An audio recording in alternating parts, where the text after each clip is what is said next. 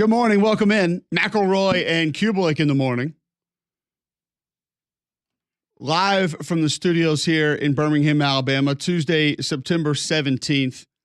A lot of college football to talk to you about. Now, we usually don't load up with guests, but there's certain things that I feel like we need to talk about and we need information on.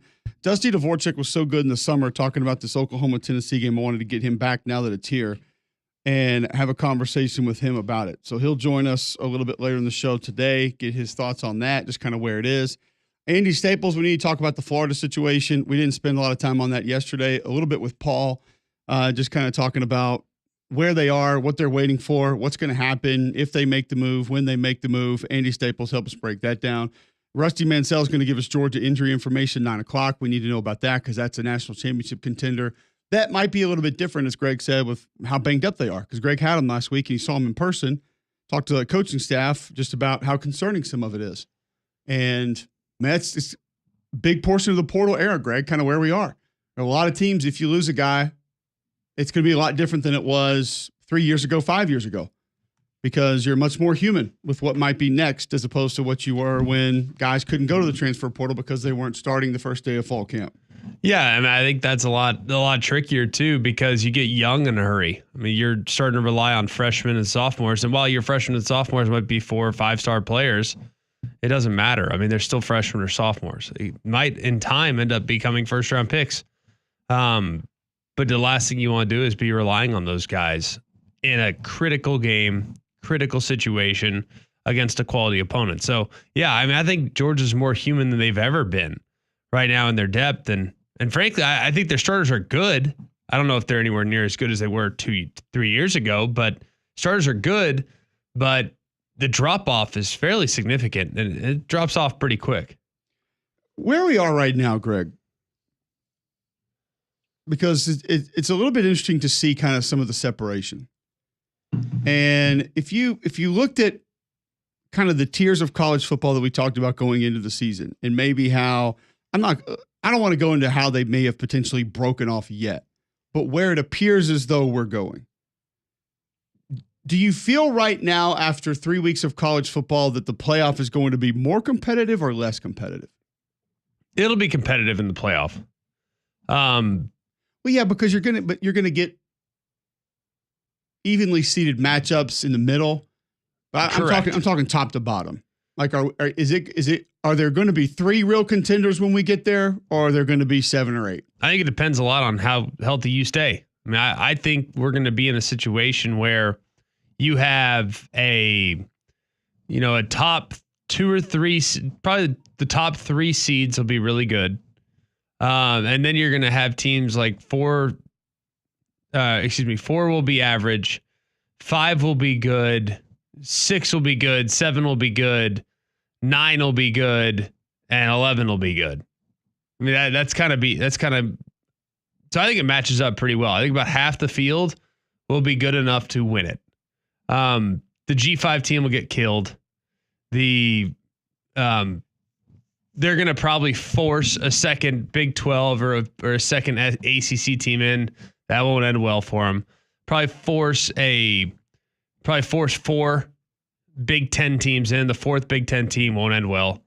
So I think there's probably 4 teams in the SEC that can compete at the top. I think there's probably 2 teams in the Big 10 that can. I was going to say the 4th team in the Big 10. What about the 3rd? I think Penn State can play. I really do. I think they're going to be pretty good. Okay. They have talent. They have pros on their team. It's going to become a little like the college basketball tournament. Like, if you have pros, you got a shot. So I'd be curious. It'll take us years to figure out, all right, what wins, but that's what I'm assuming wins here at the beginning. It feels like some of the teams are, like, Alabama feels like trending up. It's hard to say Georgia trending up. Texas trending up. I don't know where Ohio State's trending right now. I can't believe they were off, by the way. Like, how are you off week 3? A lot of people are off. I know. I don't. It's not just them, but just in general. How are you off the 3rd week of the season? That just feels odd. And I guess with 2, there's 2 bye weeks. Yeah, it's different. I don't know if I feel like Ole Miss is trending up. Actually, I do feel like Ole Miss is trending up a little bit because that D-line's different. I'm telling you guys, that defensive line is different. Now, the offensive People aren't line going to listen when you say the that. offensive line's still not very good. Got your quarterback hit too much last week, but defensive line's different. I think Tennessee's trending up. I personally think Missouri's trending up, even though I know you're going to hate that. I don't hate that. Miami trending up. I think Oregon is flat or down. Penn State probably From flat. last year? From what we thought going in. Oh, they're definitely down. Penn State, I would say flat. USC is up. But now we're getting to a territory of we didn't think a lot of these teams were going to be in or make a run anyway. So I think SC's going to be there in the end, though. I really do. Watching that game back against LSU, I think they're going to be in a good spot. The one thing I would say about SC is, and we'll find out a little more this weekend, because they're going against a team that's going to try to run for 350. I mean, if you think Alex Gordon's going to tear you up to the air, you got another thing coming. So I think it's going to be all about just ground and pound, and we're going to see whether or not SC's really taking that step. Can they handle it? I mean, there's no choice. It's now or never. So we're going to find out quickly for sure. I mentioned Alabama trending up. You'd be on board with that? Alabama's what I thought they were. I don't think my impressions have not changed on what I thought Alabama would be. But a lot of people thought because Coach Saban's not on the sideline, they're just gonna honestly wave the white flag. I don't know why that happened. I don't think anyone listening to this show thought that. No, we don't say that. We never said that. Well, but people in the national media were like, "Oh, Saban's not there." my evaluation of Alabama is level from where they were, where I thought they'd be in the preseason. I think mine's a little bit up because the offensive line, if it looks like it looked last week, that's approaching on the way to ceiling of where I thought that might be able to be. I think the offensive identity is sort of heading in the right direction, closing in on knowing itself, which we know how many times that changed last year. Right. And the defensive line, I feel like, has some guys, I'm not going to say traditional Alabama takeover guys yet, but some guys that look like they could really be a problem. Well, Quayru saw yesterday, finding out that it's not a season ending. It's nothing torn. Big bye week for him. Hopefully he can be back for the Georgia game. If he can't, he'll be back at some point soon. So that was big. Because I do think of the guys I've seen this year, he's the closest to being a takeover guy. Now, he's kind of like a Courtney Upshaw. You know what I mean? Like a good player, not as good as maybe the high side of at this point of his development. Here in 2 years, he might be a complete war daddy. But at this point, I think he's got Courtney Upshaw's ceiling, which is a great ceiling, great player. And then hopefully he develops maybe a touch more twitch as things move along. But he's going to be really good. I'm just so happy that everything looks okay with his injury at the moment. Yeah, absolutely. Kalen DeBoer on that early bye week and how he'll approach it. We'll take a few of these days here, like I said, just to let the coaching staff start working ahead on the schematics, game plan. There's obviously some recruiting. There's other parts of the program where the coaches focus their attention as well. But then from a player standpoint, just trying to get them, a little bit of a mental break here for a second. It's only a couple days, but let them be students here for a few days as well, just not just the athletic part. So, later on, you kind of adapt, even not just when you practice, but how long you practice. But we'll have some really good solid practices here at the latter part of the week, Thursday, Friday, Sunday. Gives us a jump on the next game with Georgia. Would be nice, number one, to have the extra time heading into Georgia. Two, nice to, I guess, catch Georgia coming off their last performance being a little bit down like we saw. And then, three, you're not completely banged up, but you can get healthier. And that's probably what a lot of guys in there are going to be doing, is not necessarily having to get healthy, but just healthier, which prevents you from getting completely dinged up to where you can't play later in the year. Speaking of that pass rush off the edge, Kane Womack, Alabama defensive coordinator, talked about Quindarius Robinson, local Birmingham product, impacting the pass rush. To be able to create production for our defense and to be able to create some havoc, Q has really stepped up in some big moments in games. I think people that can take the ball away from a defensive standpoint, if you look at anybody in major college football, you look at anybody in the NFL, We had Vance Joseph came in and spoke to in our coaching clinic back in the springtime, and we brought him in and talked to him. They put such a premium and value within their organization on defensive players that can take the ball away, right? And so for him to be able to do that at the level that he's done over the first 3 games is certainly impressive. And it's not just up front. You referenced it yesterday on the show, Greg. That back end has really impressed you so far, of the Alabama defense, that is. I'm encouraged by it. I like what I've seen. Here's the thing that concerns me, and it's early. There hasn't really been a guy that can exploit it. Everyone they've played, whether it's TJ Finley, Byron Brown, Braden Locke last week, maybe Van Dyke could have been that guy that could have maybe thrown some haymakers at the secondary. They haven't played anybody that's good enough to take advantage of what might be some mistakes. There have been some guys running free. There have been some guys open. Now, whether or not those guys are part of the progression, I don't know for sure. But there have been some guys open in the back end. And there hasn't been enough quality at the quarterback spot that they've played against to take advantage of it. So that doesn't mean I strive for perfection. It's an unattainable task. But I strive for perfection. If I see guys open, I'm going to say it. So at this point, as far as everything on this team is concerned, if we went into the season with boxes needing to be checked and questions needing to be answered, the secondary is still a question for me. Optimistic, sure.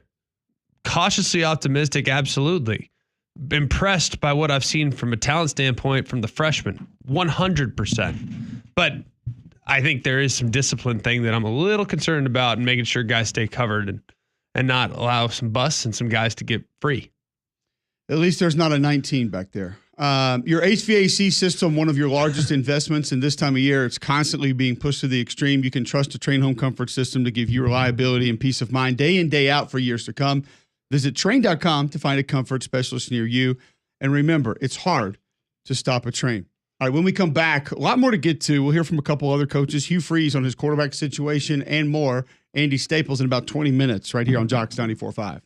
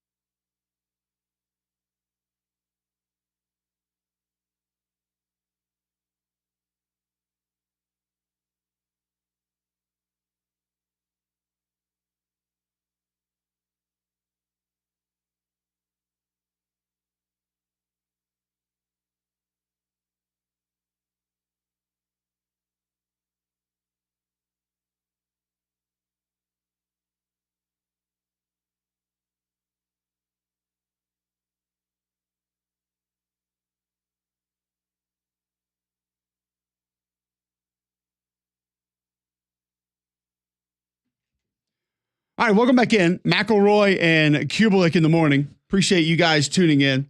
Jocks 94.5. Watch us live on YouTube. Just search Jocks 945, and you can watch us right here in studio when we're here. We try to be here both times day, a week, but not going to happen on Mondays, and a lot of Fridays going to be out due to travel. We might have a workaround. We'll figure it out somehow, some way. You want to be a part of the show? 800-239-9569, 800-239-WJOX. We'll talk a little bit more NFL when Damian hops in for the top three later this hour. NFL weekend wraps up last night with the Falcons actually getting a win against the Eagles, 22-21. Let's go. Kirk Cousins, 241 yards, 2 touchdowns. Let's go. Are you a Falcons fan now? My boys on there. Yeah, I mean, like guy in my wedding, one of my best friends, the OC. Are you a Falcons fan now? Yes. As long as Zach's there. As long as Zach's there, I'm rooting for the Falcons. He's like more of a Zach fan. That happens to be more of a Falcons Zach fan. Yeah, I'm rooting for people, not so much. Okay. Not so much Falcons, places. Cowboys, Rams, Chargers. Anybody else we need to add to that? No, Zach went from the Rams to the. No, but you're a Los Angeles guy, so you have to cheer for those teams. That's not true. Yes, it is. The Rams are St. Louis and Chargers are San Diego. If I'm anything, I'm a Raiders because they were in LA when I was born. David. John Madden. Is that your Eric Cartman? What was that? That was a good Cartman. I'll give you that. It feels right. All right, Hugh Freeze on his quarterback situation, kind of where they are, what it's going to be moving forward, what he thought about Hank Brown in the game on Saturday. Truthfully, he had 3 things that we need to get corrected. Other than his clock awareness, has got to improve. One was a really poor choice on a rollout pass. Can't do that. The other 2 were not necessarily bad passes. They're just a better option. On certain things, whether it's you need to throw into pressure here, or you did not need to check out of this. It was not man coverage, and you got, that just comes with experience, and those were really the only 3 things. He got us in the right runs. 100% of his checks were right. So his decision making was good. His execution was good. So there you go. I mean, Hugh Freeze. It sounds like all systems go there for the Auburn quarterback and the Auburn offense, Greg. Yep. See how it goes this week against SEC competition. It's gonna be a little different animal this week. We'll see how it goes. We were not thrilled with the Auburn defense yesterday on the show when we discussed it. Hugh Freeze sounded about the same about that side of the football.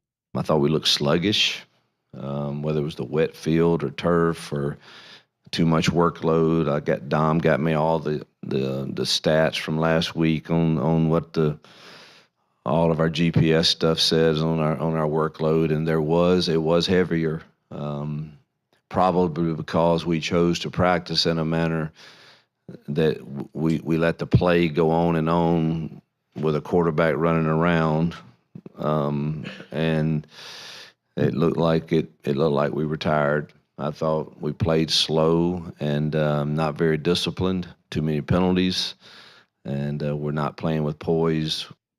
So about what you and I saw and described yesterday, Greg. I'm about to say, I feel like he put it pretty nicely. Yeah, we're on board with that. Compared to what I watched. I didn't hear anything about being undisciplined or, avoiding contact, terrible angles or things like that. I can't speak to the avoiding contact as much as yes, you can. Yes, you can, because I sent it to the group text. I know the night. plays that you're referring to. I saw it. I can't put myself into the head of the player and say, yeah, that guy's avoiding contact. But what I can say is that it is god-awful, the angles that he's taking. And if he is trying to tackle, we need to legitimately think about getting him some contacts so he can actually see. Because I thought you said contact as in making making one little letter into him or him run into them. But yeah. I'm sure the contacts would also help. We should get him rec specs. Why did Sellers lose the rec specs, by the way? Don't know. I don't know. He probably felt superstitious because the one time he doesn't play. Did they mention it on the broadcast? I didn't hear him talk about it on game day. Yeah, they mentioned it on the broadcast. And on game day too. They showed the glasses, and then he said, "Oh yeah, I'm going to contacts today. We're trying it." I legit saw a South Carolina fan tweet out a photograph, and it was kind of from the side of him, like close up. Did you see this? No. And I think it was a guy that actually covers the team. And he said, I'm concerned about Lenore Seller's peripheral vision because it was a picture from the side and like you could see the glasses on the side. He couldn't see like to the sideline when he was in the pocket. Was he being serious? Dead serious. That's almost as dumb a take as you're a better coach if you score more points in the second half than the first. That's almost as dumb a take. I've heard some dumb takes now, but that's up there. And I respect the thought process. Like maybe he can't see laterally. Maybe that's it. And I do think having good peripheral vision is actually part of like playing quarterback. Like you have to be able to see and have like spatial awareness, be able to see things that like aren't necessarily right in front of you. But that's a bridge too far. I like the thought though. That's next level analysis at least. I mean, it's a level of analysis. I don't know if it's next. Dude, that's next level analysis. That is good stuff. Whether it's accurate or not is beside the point, but it is next level analysis. Okay. That's a couple layers deeper than the average fan would be willing to go.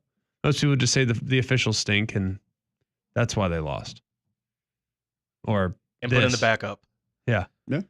Exactly. Our quarterback stinks. Put in the other guy. Although it worked for Auburn. Yes. Or Billy Napier stinks, and so does Jim McElroy and Will Muschamp and all the other guys that were 10, 12 games over 500, but they can't coach. So they need to go. I'm sorry. I just came across an article titled "Can Hank Brown Be Auburn's Stetson Bennett?" They're so similar in skill set. They honestly, I don't even know what to say about. You know what's funny that I think about it? Hank Brown is just like Stetson Bennett. He's 26. I want to go home after that. The only thing in common with Hank Brown and Stetson Bennett is that they both haven't graduated. What? That was that's some next level right there. The I'll mobility, tell you that. the mobility really does stick out as being The exactly height, the same. the mobility, where they started, walk-on status, all like 10 fingers, junior college reps. Yeah, all those JUCO reps. 2 feet. Honestly, the supporting cast. I think Auburn's probably a little better than what Stetson had, but it's close. You're really going next level today. The safety play at Auburn's vastly superior than what you got from Javon Bullard and Malachi Starks. Other than that, We just want we're just pick anything and just compare them. It's Can Janai Broom be Auburn's Shaq? They both play basketball. That's just seriously, who said that? I'm not saying it on the air, but I'll tell you when we go to commercial. Is it a Oh, it was Ryan Haney. It's about exactly the person you'd expect. Is it a writer? Locally, yeah. That covers It's the just sport. Disappointing. Moving on. What about Hank Brown's skill set reminds you of Stetson Bennett? How about this guy call in? Let's call him. He'd probably have a better take on it. Good. I can't. I mean, I don't know what. I swear we're just getting dumber as society. We're just getting dumber. But we're trying. People obviously have to click on it though, or else it wouldn't keep going. I mean, you can't be mad at that, I guess. If you're getting people to read your stuff, then I guess you're doing your job. I suppose, but I don't know. I would like to make like comparisons. It's like it's just such a weird take. That's why I kind of stopped the show with it because it caught me off guard. Yeah. You got a better chance of comparing JT Daniels to Hank Brown. They are more similar. Yeah, I would agree with that. Not even close, actually. That's not headline grabbing though. I don't know if JT was still going. It might be. Surprised he's not. When did he just retired last year, right? Retired. I mean, he did, but he did. Yeah. I mean, it was recent. He still had eligibility left, though. Yeah. No? Oh, yeah. Yeah, he could have kept going. Yeah. It's crazy. God bless him. Oh. When we come back, Andy Staples gives us an update on the Florida situation. Do they make a move? When do they make a move? Why have they not made a move? I'll add more next on Mac and Cube in the morning.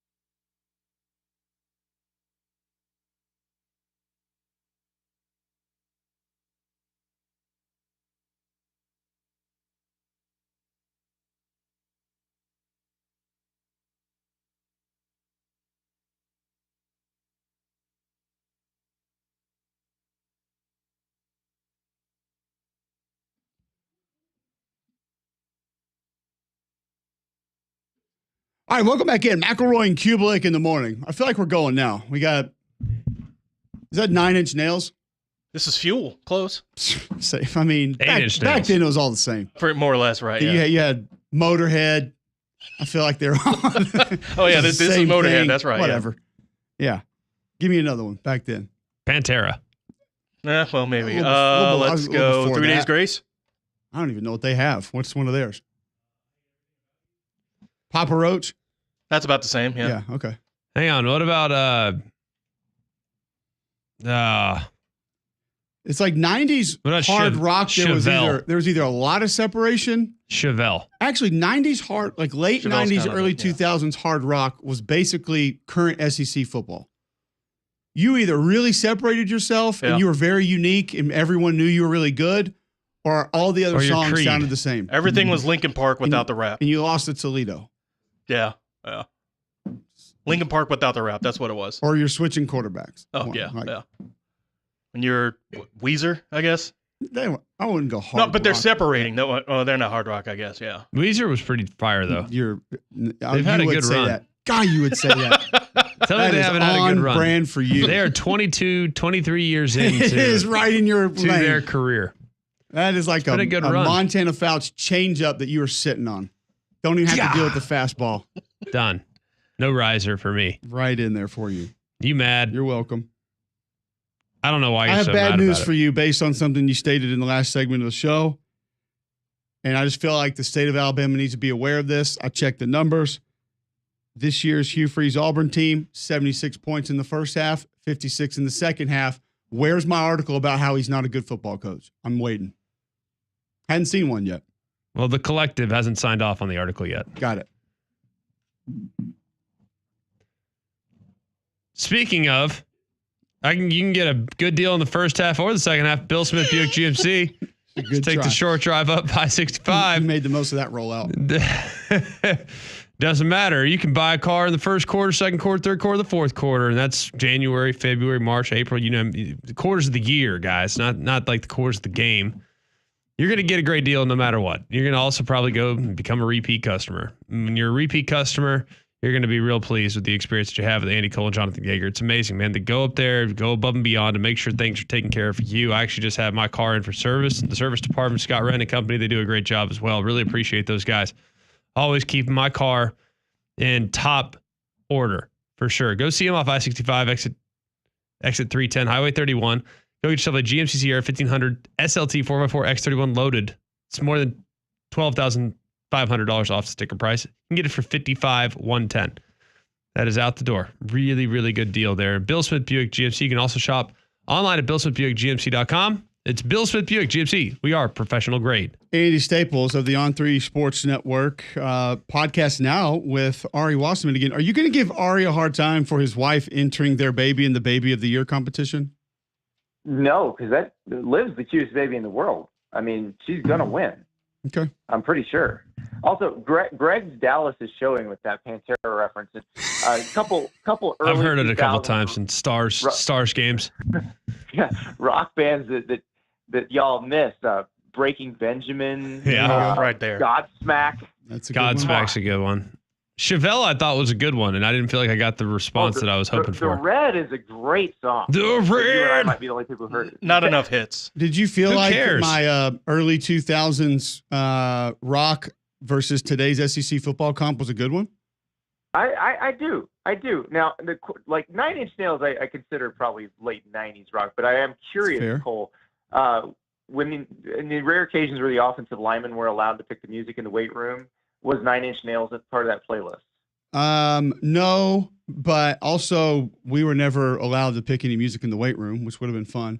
Mine would have been more along the lines of Wu-Tang Clan, Outkast, Ice Cube.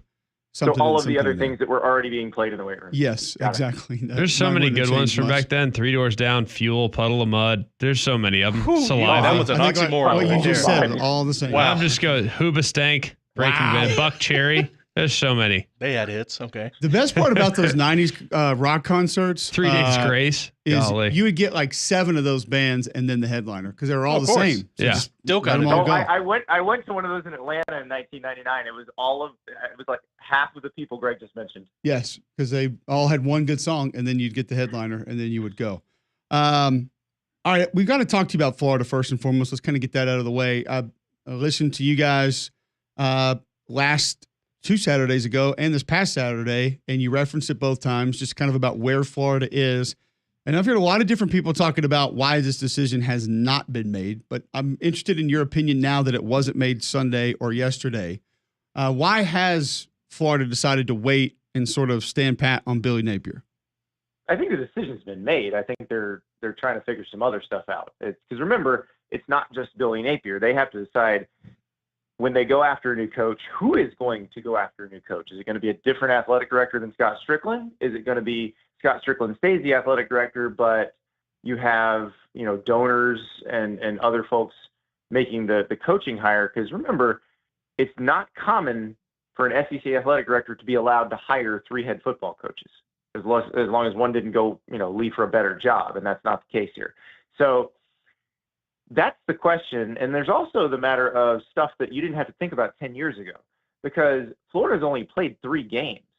So if they were to have done it on Sunday, who's to stop any Florida player who hasn't redshirted from being like, I'm shutting it down, taking the red shirt, I'm in the portal, see ya. Like, you got to have a team for the end of the season. So that's why I keep pointing people toward that UCF game, which is game 5, because then everybody's in for a penny, in for a pound after that. It makes perfect sense. It's kind of unfortunate that the season is essentially lost already, and that they're already moving in this direction. It just is what it is, I'm afraid.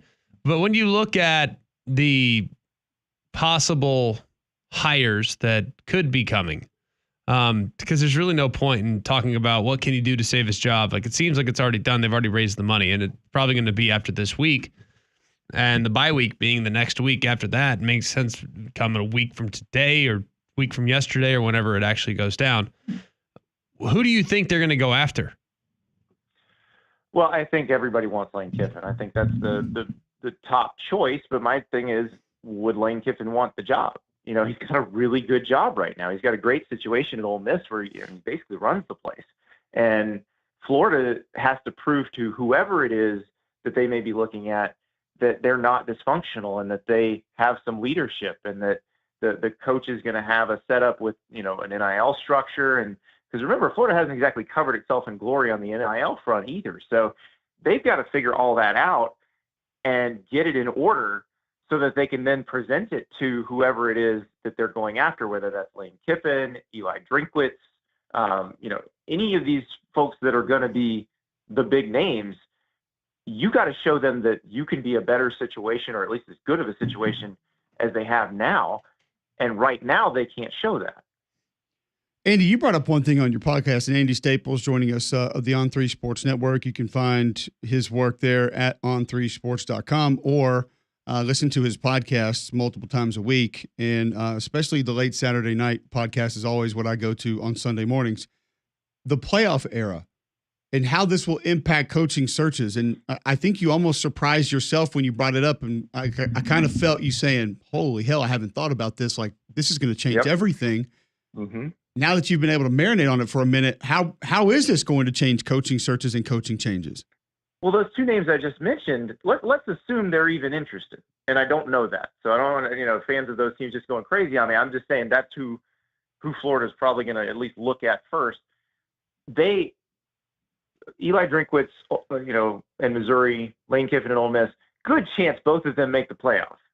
So what does that mean? Like, before, like when Florida hired Urban Meyer, he stayed as Utah's coach while recruiting for Florida, and he coached Utah in the Fiesta Bowl, and then came full-time at Florida. But he had been recruiting the 2005 class at Florida, but that was pre-early signing day.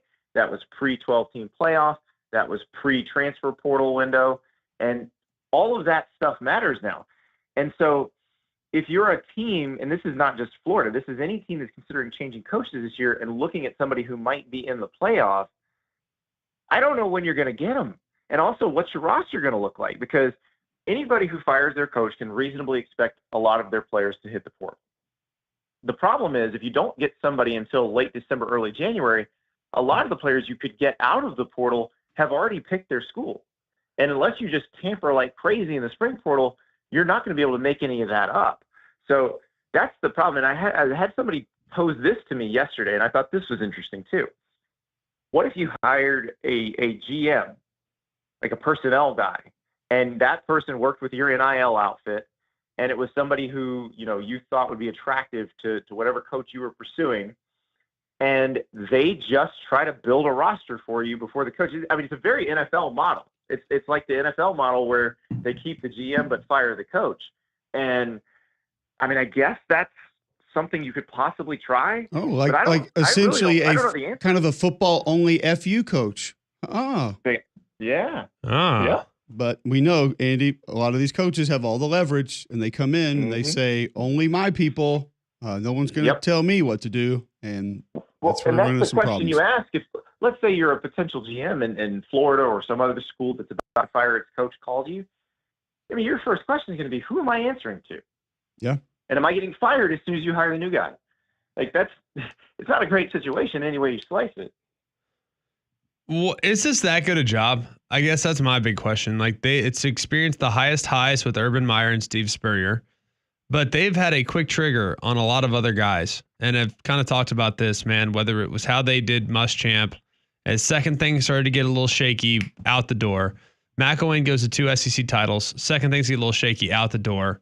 Same with Dan Mullen. And while I know that there were other factors in play and his willingness to get on the road and grind and recruiting and things like that were a factor in, I get that. But I think a lot of it, frankly, had to do with Georgia's ascension. That's why they decided to punt too. So I think that had something to do with it as well. So I guess looking at all this, like, how good is the Florida job? It's good. It's really, to me, I think it's a little overrated. It's a great job for the right coach and a terrible job for the wrong coach. And I know that's overly simplistic, but I'll go through all those for you. Will Muschamp, it wasn't as soon as things got bad. He went 4-8 and was allowed to come back. Then he had a chance to win the SEC East and lost to South Carolina, and they're like, all right, you're not getting over the hump. McElroy, they won the SEC East when it was incredibly down 2 years. They didn't score an offensive touchdown against Florida State either of those 2 seasons, by the way. So it's not like they were great. Still won the East, though. I mean, it's at least they've done something. Muschamp won the Sugar Bowl. Or got to the Sugar Bowl. And that was when the standard was a little higher. I think those guys would have gotten a little more time in this circumstance. The Mullen thing is just weird because Mullen was a great coach from 2018 to 2020 and came back a completely different guy after 2020. Like, the second you had that Adam Schefter report, look out for Dan Mullen of the college ranks for NFL jobs, which Mullen was not up for any college NFL jobs at the time. That was the glaring red flag. Like, something's up. I don't think he wants to be here. And he didn't coach or recruit like he wanted to be there. So that's the issue that they've had is, like, if Mullen had been the same guy, he'd still be there, and they'd probably be winning right now. Andy, what are the traits? I'm interested. But listen, we know, like, calling plays, yes. Recruiting, yes. Talent evaluation, we know. But, like, a step further, as far as, I guess, just makeup or personality or just different aspects like that. Tell us who is the right coach. I'm not talking about the name, but the traits that go with that. It's a good question, Cole, because I think college football has changed so much because everybody looks at what Urban Meyer did, and you have Florida fans saying, well, why not just bring back Urban Meyer? Well, in this era of college football, I'm not sure Urban Meyer would be particularly successful. He wasn't successful in the NFL, and I'd say the coach-player dynamic in college football now is much more similar to what it is in the NFL. So, like, the problem is, and this is, like, Kirby Smart has been able to thread this needle where you can be an absolute killer, but also still have players want to stay and play for you. But that you have to have someone who's an absolute killer on the recruiting trail, who is going to go get, and remember, this now also includes your NIL operation. Yes. Because they have to be killers too. And you have to be able to recruit with Georgia and Alabama. There's no other way. Like, when Urban Meyer got to Florida, his first priorities were get Tebow back in the boat, because Tebow had wanted to come to Florida. Larry Fedora was the OC he wanted to play for. that group got fired. So they had to get Tebow back in the boat because he was looking at Alabama.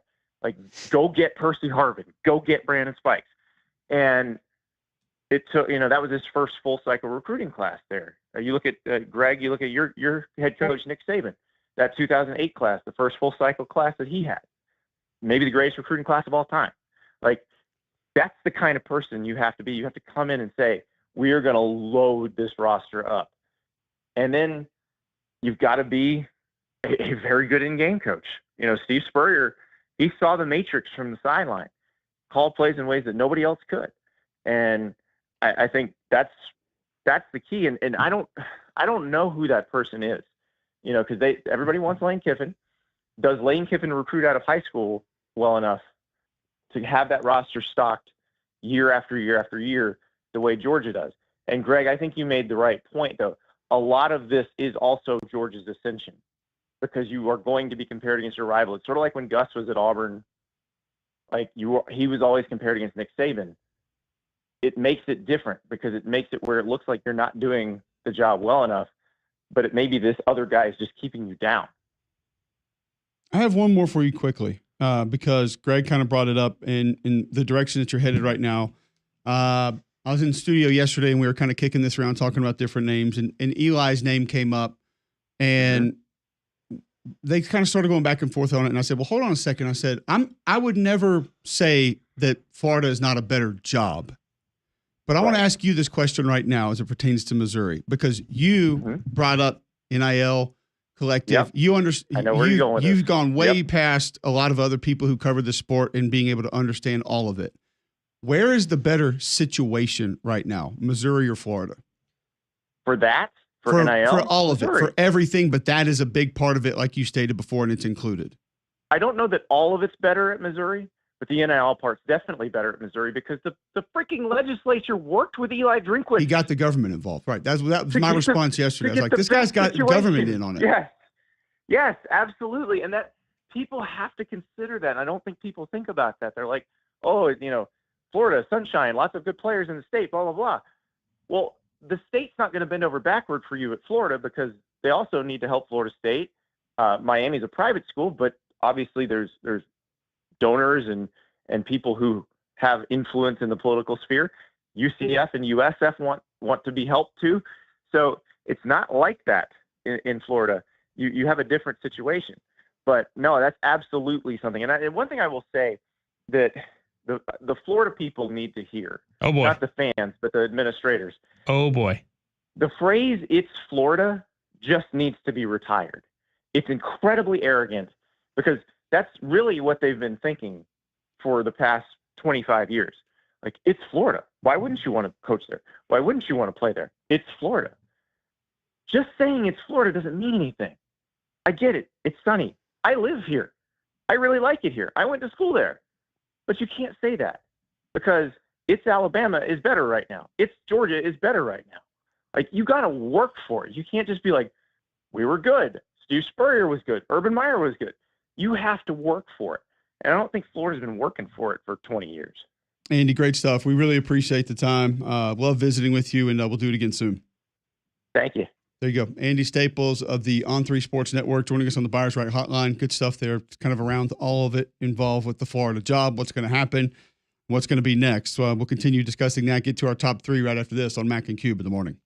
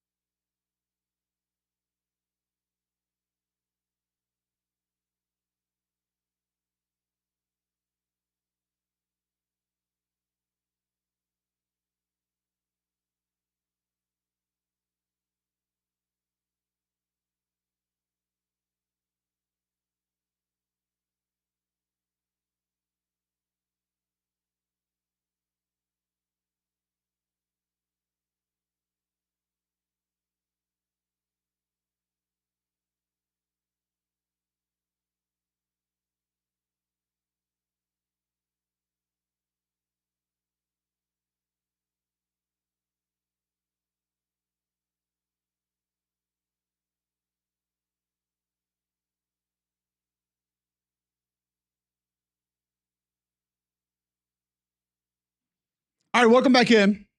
McElroy and Cubelic in the morning. Appreciate you guys being with us. 7:50 right here on Jocks 94.5. Watch live on YouTube. Search Jocks 945. It's Greg's favorite part of the show.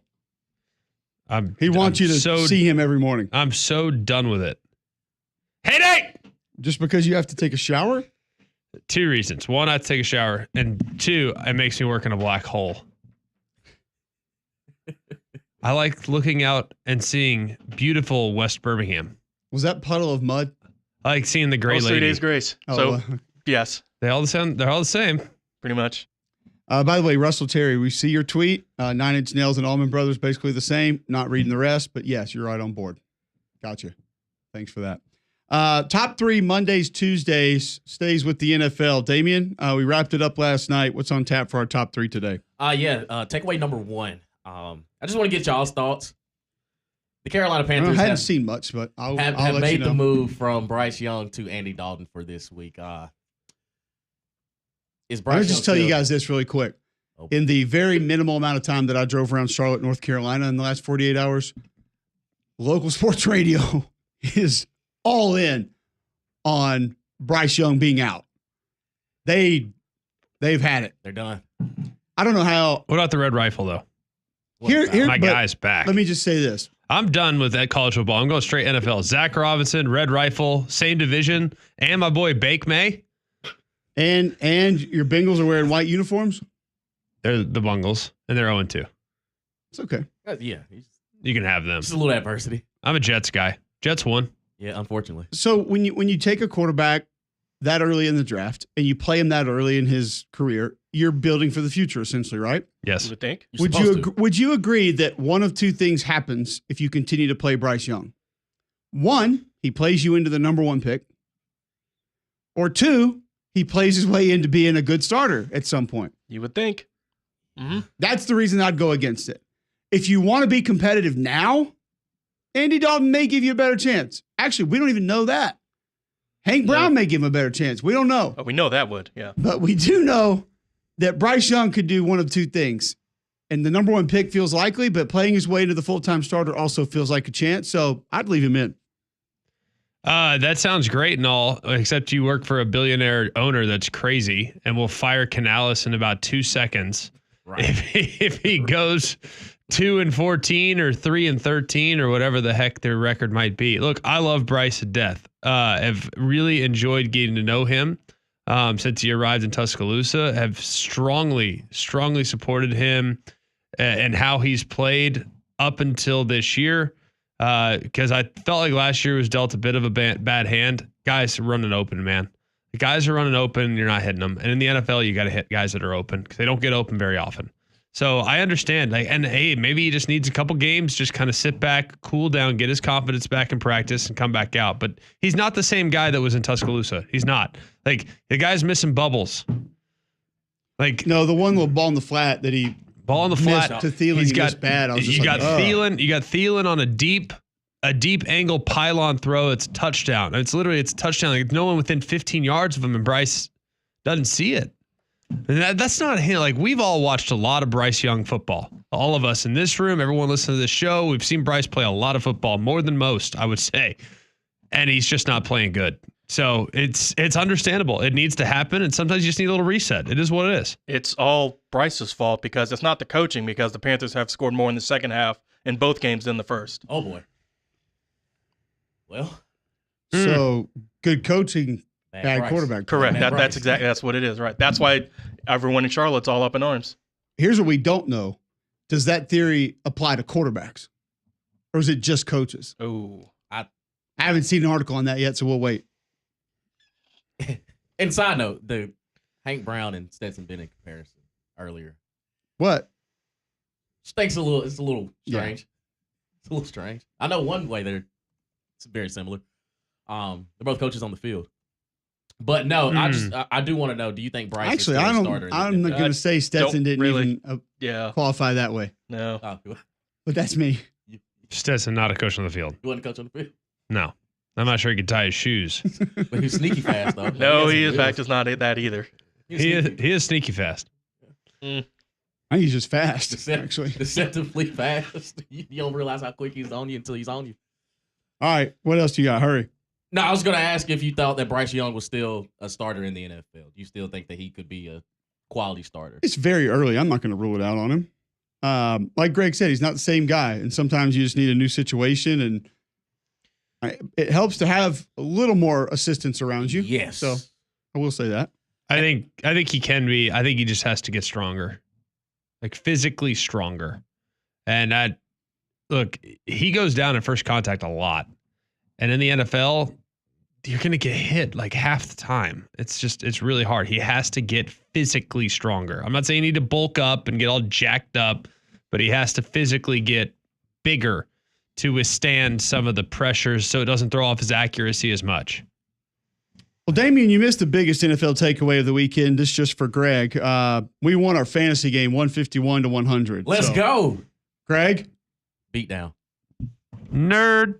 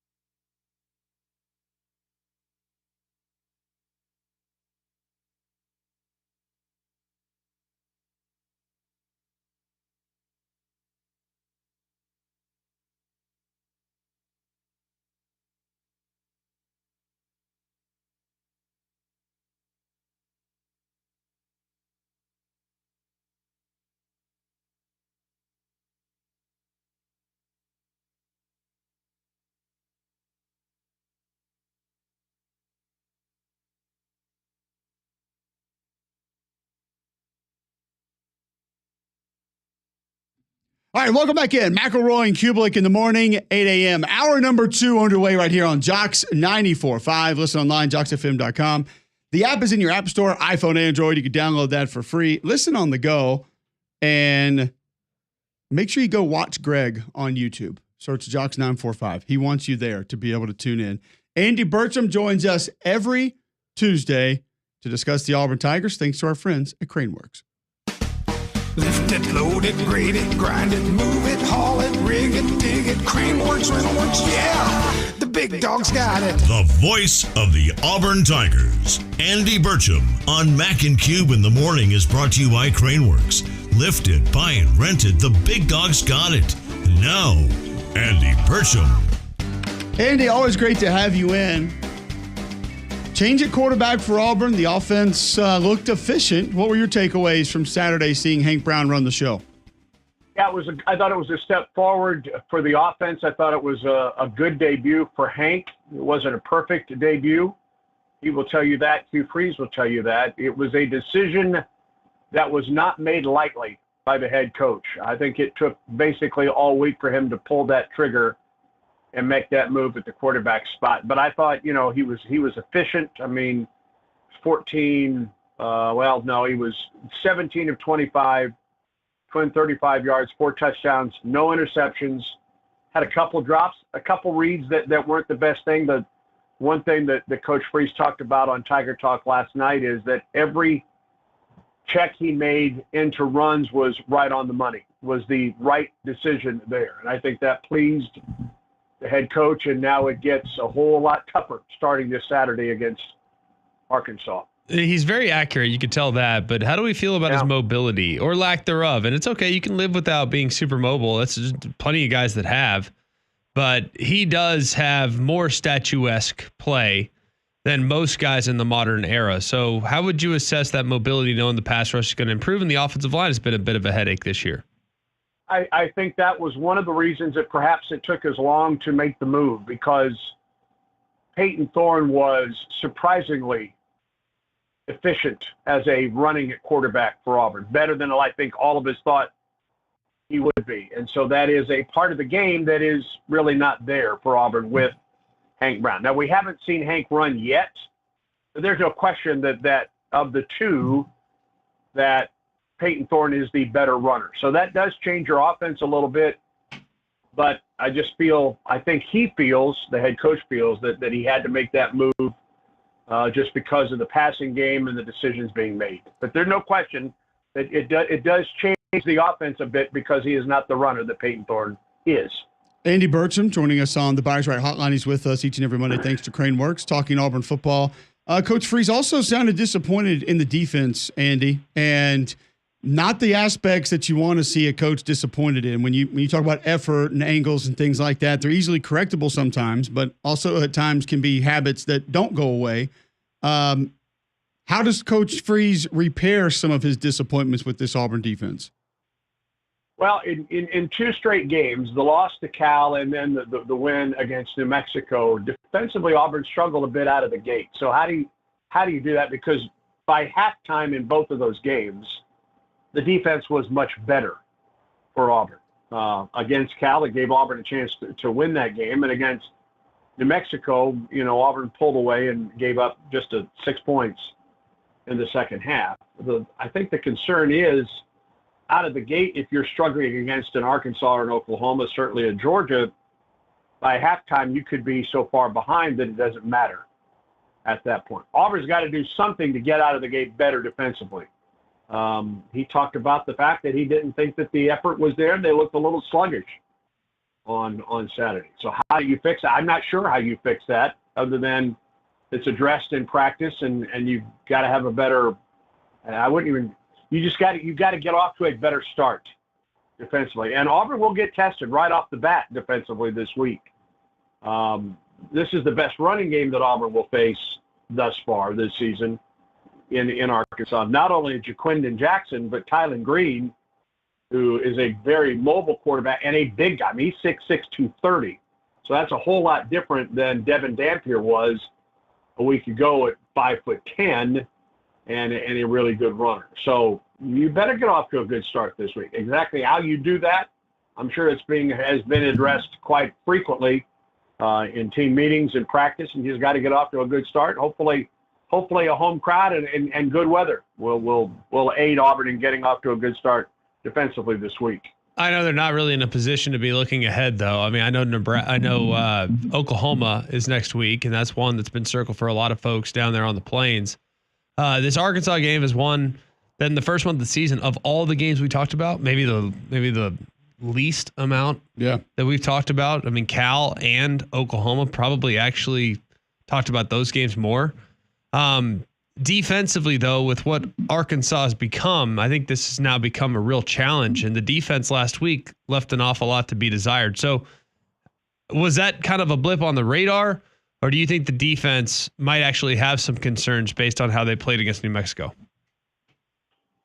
Good question. I don't think we know that until this week, Greg. I thought Auburn up front did not have a real good game this past weekend against New Mexico.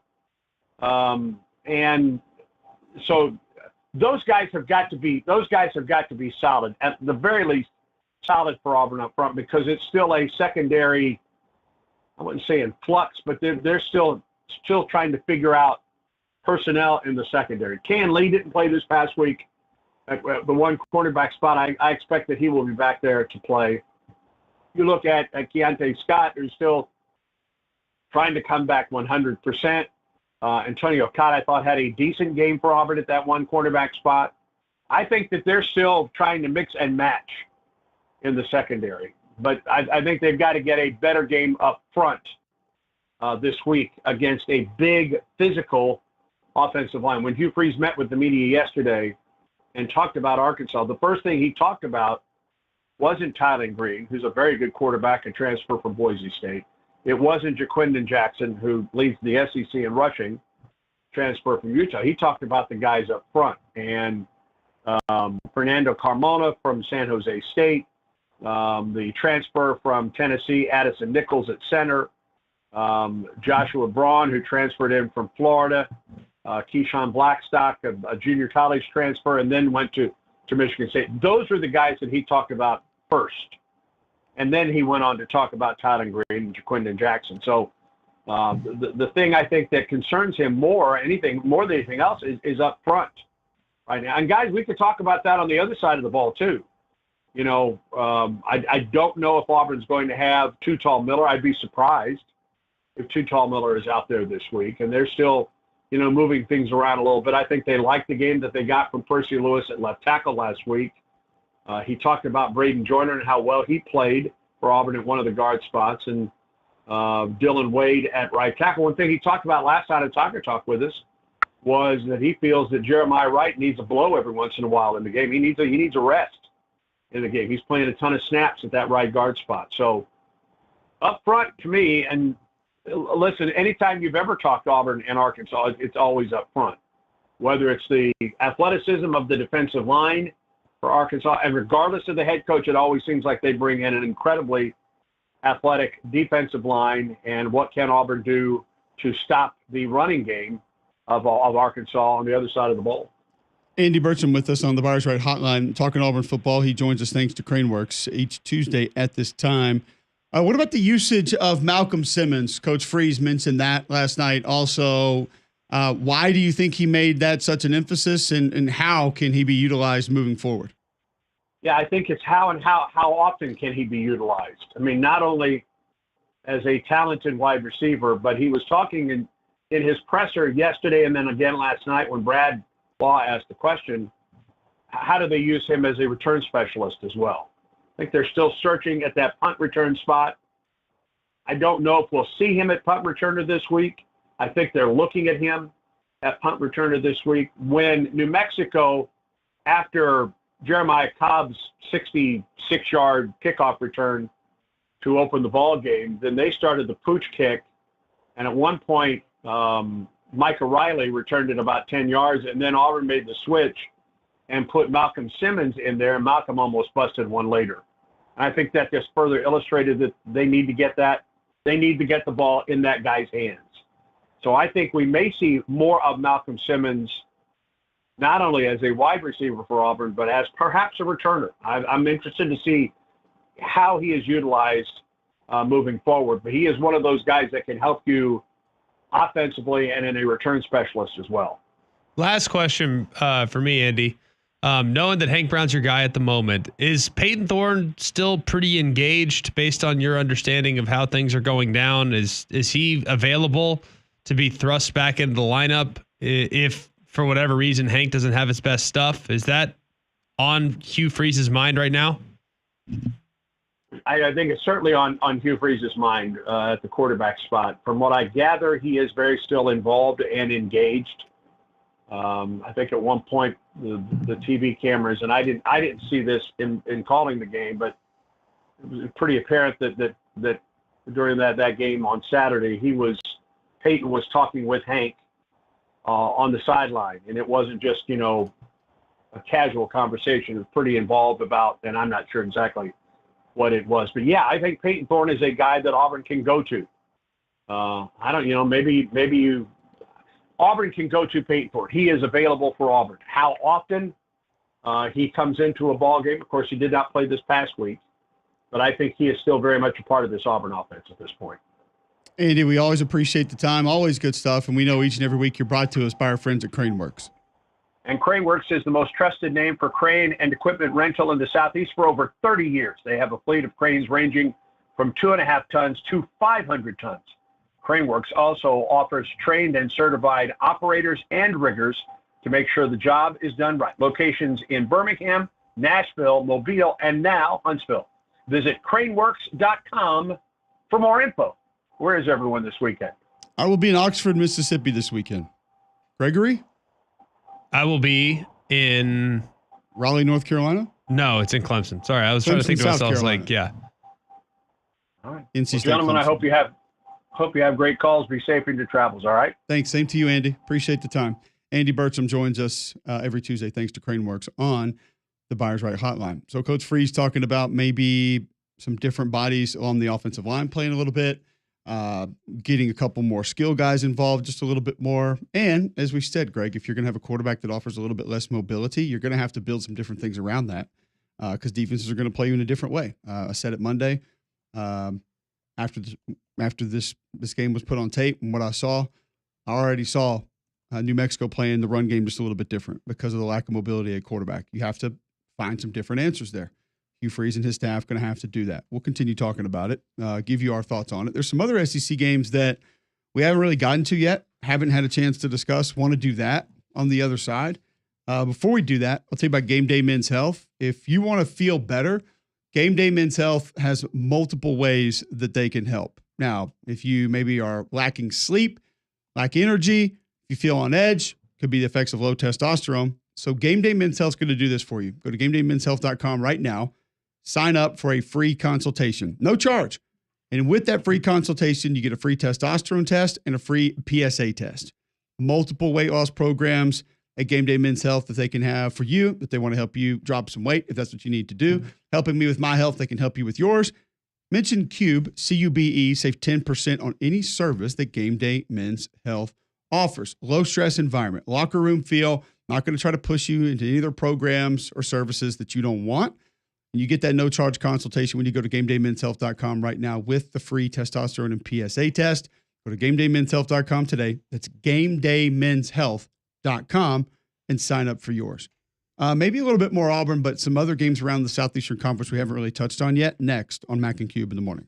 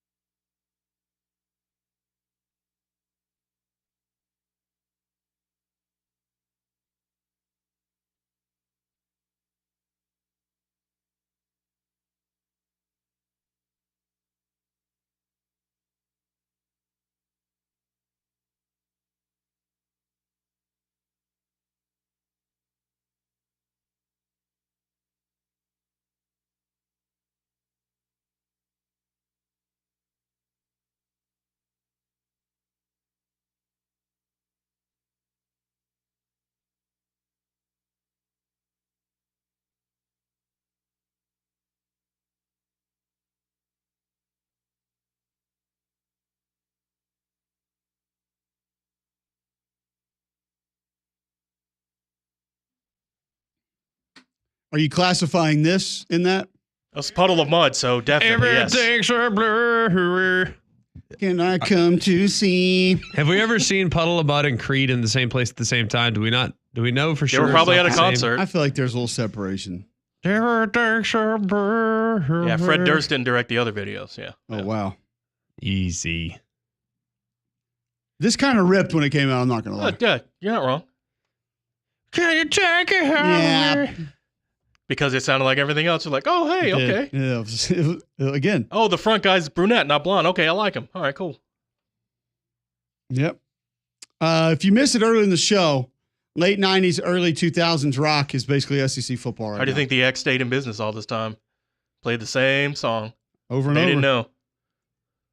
We got a couple teams that have separated and sound different, look different, feel different. We can tell them apart, and then the rest of them are kind of the same. The relationship between us. Wow. I don't know why I know the words of this song. Oh, yeah, you do. Because you've heard it. I've heard it 1,000 times. Even subconsciously, you have heard it 111,000 times. It's like that and Imagine Dragons. Like I know the words to every Imagine Dragons song, I feel like, because I've heard it. Thunder, just a young gut.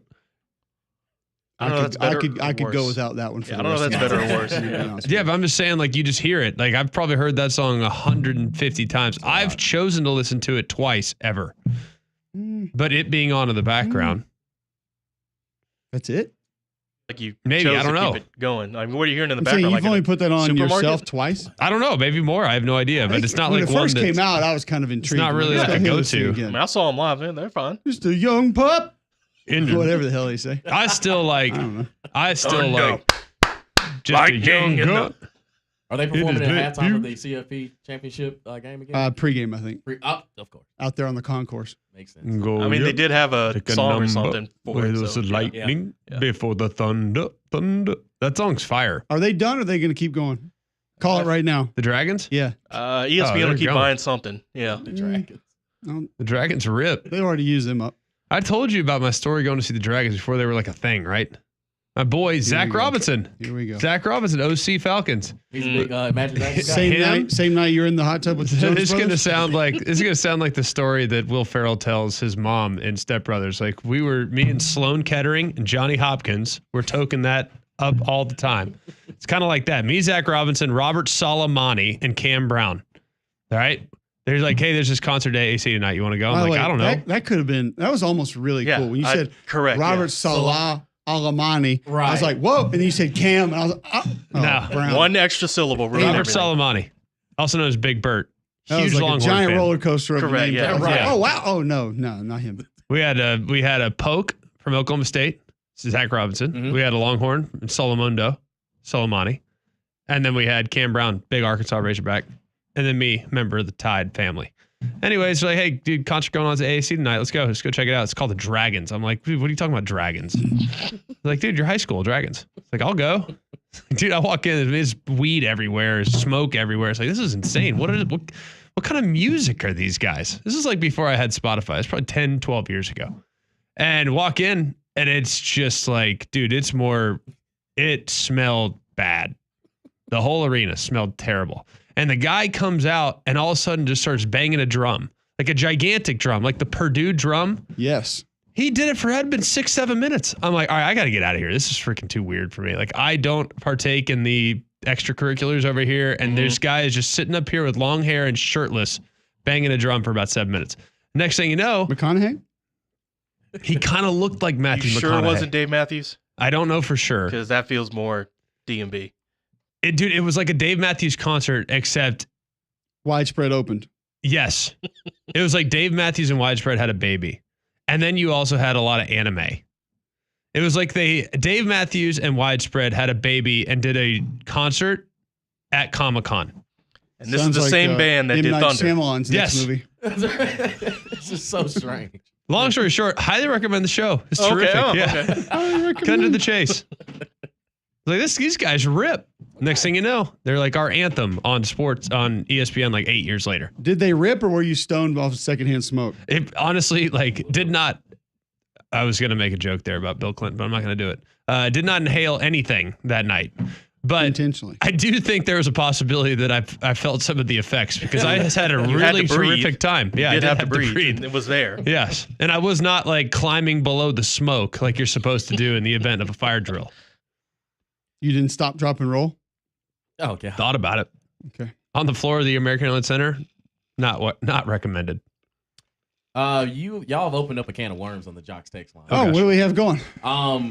A lot of people I'm not familiar with. Hold on one second. Hold on one second. 205-834-9450 if you'd like to text into the show. Yellow card.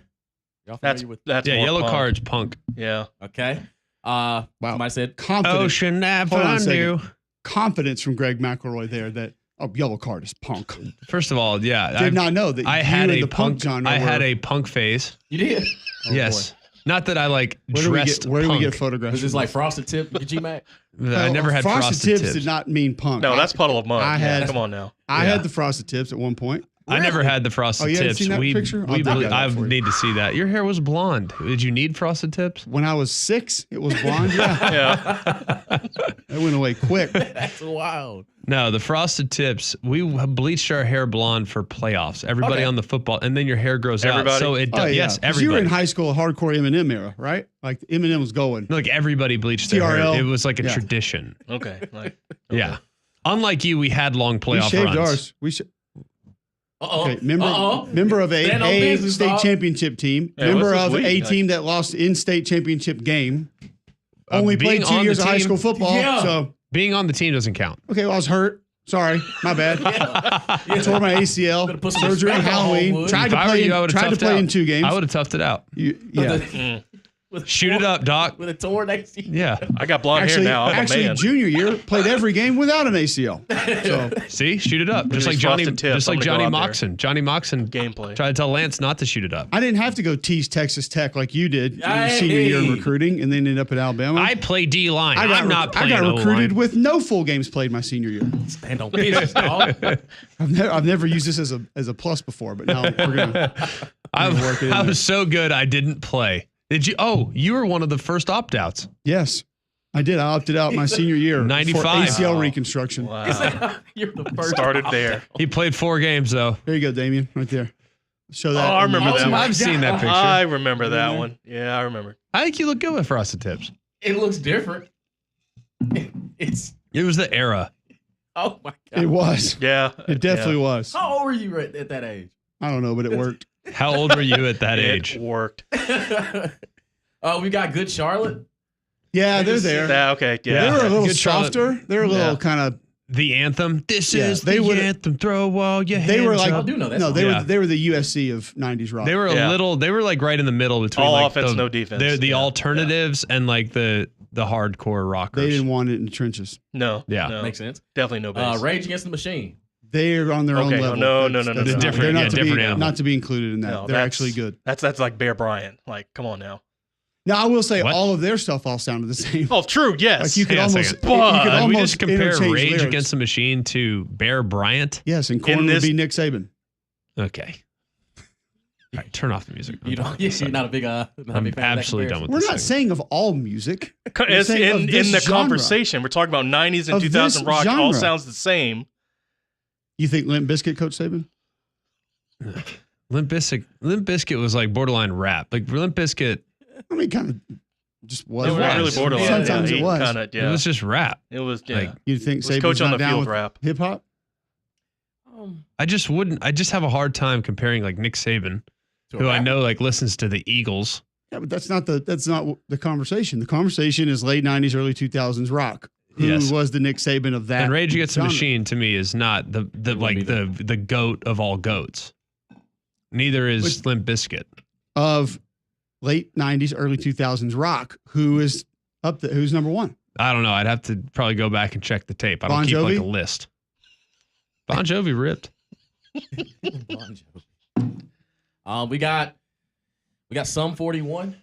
Yeah, they're Ugh. kind of there. Okay, get out. That's Walmart Good Charlotte. Wow. No, Sum 41's a little harder than Walmart than Good Charlotte. It's harder and awful. I Alex, think you those remember are those synonymous right now. POD. They're- Yeah, that. Okay, yeah. That's Rage knockoff, basically. Pretty much, yeah. Smile, Empty Soul.